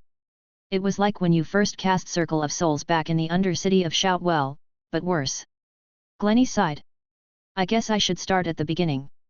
After you threw the fire and passed out, the leaf boat thing was at the mercy of the wind and scorpion monster's wake. Luckily Melody woke up not too long after. She acted like nothing was wrong, mutely steering us through the tunnels and away from the corrupted liquid, even though behind us, the monster withered." "Withered?" Leland asked. Nodding solemnly, Glennie continued, "Your purple flames didn't create heat nor boiled the scorpion's insides. The cure? I don't know how to describe it. It was like the fire was burning it ethereally, not physically, even after it tried to put out the fire by rolling around in the liquid. I didn't know a monster could scream like that." He shuddered. Leland scratched the back of his neck and recounted some legacy knowledge he now knew. Soul fire attacks the soul, not the physical being. Glennie's eyes widened. Sounds powerful. If a single curse was able to kill such a monster, then I don't doubt there's anything we can't. No. No. I'm not using soul fire again, Leland mumbled, throwing his head into his hands. He could feel Glennie staring at him. He was inclined to ignore him, but the guilt was getting to him. He needed to tell someone. He needed someone to say everything was okay, that he did nothing wrong. Someone other than his lord. So he did. Leland let his internal drowning flood of thoughts out. He told Glennie about how the curse's fuel source was souls that he tore from enemies. That the curse literally ignited the soul, burning it until it literally died. Glennie went stark still at that. He told him how the Lord of Curses spoke to him not minutes ago, and how she told the story of the first lords he received and watching glare from his hand tattoo as he recounted, but he didn't care enough to stop. He needed to get it out. In the end, the boys sat in silence, the only sound being the occasional bleat of a sheep and Jude's harmonica. The lack of conversation got to Leland, however, and he hastily pushed to a new conversation. "What's with the sheep? Isn't the farm village a few hours' hike away?" Glennie stared blankly ahead but said, "They just sort of arrived. Melody mentioned that they were probably drawn to the power of your curse, but she didn't know. Jude took it upon himself to make proper friends." "Where is Melody?" "See that patch of grass?" Glennie pointed to a human-shaped odd patch of grass. Long green strands broke through the snowy floor and a group of sheep that was foregoing the music in exchange for a second dinner. "She laid down after confirming you weren't going to die, and turned into grass. Probably a teleportation spell." Leland waved off. "That was nice of her to check if I was okay." Glennie snorted. "Nice of her? Yeah, right. She knew what we were going to be facing off against, and still chose to lead us like she was blind. Don't blame her. I have no doubt that her lord told her to keep us in the dark." Glennie lurched at that. Getting real close to blasphemy saying that. It was Leland's turn to snort. "I doubt it. If how the Lord of Curses implied how the heavens worked, we just did the Lord of Nature an enormous favor, one that we are not ever going to be able to cash in. I did accept a quest, after all. I think I got majorly ripped off." Glennie, not wanting to keep this line of conversation going, said, "I see. Well, are you fine to walk?" Leland nodded, standing with his friend and heading over to Jude. The berserker yelped in surprise when Glennie tapped his shoulder. "You can't sneak up on a man playing the harmonica like that!" Jude screeched before his eyes fell on Leland. "Oh hey Leels, some curse you got there. And some friends you got here," Leland said back, a smile on his lips. What do you say we take them back to the farm village? Jude thought about that. Do you think they would follow my playing? Otherwise we might be out here for a while. Leland's smile evened out as he thought about the question. I hope so. A few hours later, the boys entered the cleared property of the farm village with a few hundred massive sheep behind them, much to the utter relief of the shepherds. Oddly enough, during the entire walk back, Leland hadn't thought about soul fire or the forever destroyed soul. Once the action ended, however, the guilt and remorse came back. The man stayed at the edge of the village farm, hidden in plain sight. Humiliating as it was, mimicking the appearance of a sheep at a sheep farm had its advantages. The mannerisms were oddly easy to copy, there was no pattern of normalcy, there was nothing he had to be doing, as a sheep that was. As a harbinger, he had plenty. The boys had arrived, were treated like heroes and given a warm barn to sleep in. There would be a feast in the morning, then they were supposed to head off. A quest complete, the dull one had said. There was no reason for them to stay out here any longer. But the man questioned that. He had been hiding around the scorpion nest for hours, waiting for them to exit. It was supposed to be a chicken shoot, an easy ambush. But that was before the haunting aura blasted out of the nest. He recognized it was what it was. The light architect's power being consumed. Fire was the obvious cause, but what kind of fire could do such a thing? So the man held off, retreating back to the village farm once he realized he was encroaching on another harbinger's territory. There was no need to get into a petty war right now. He had his targets, even if they confused him.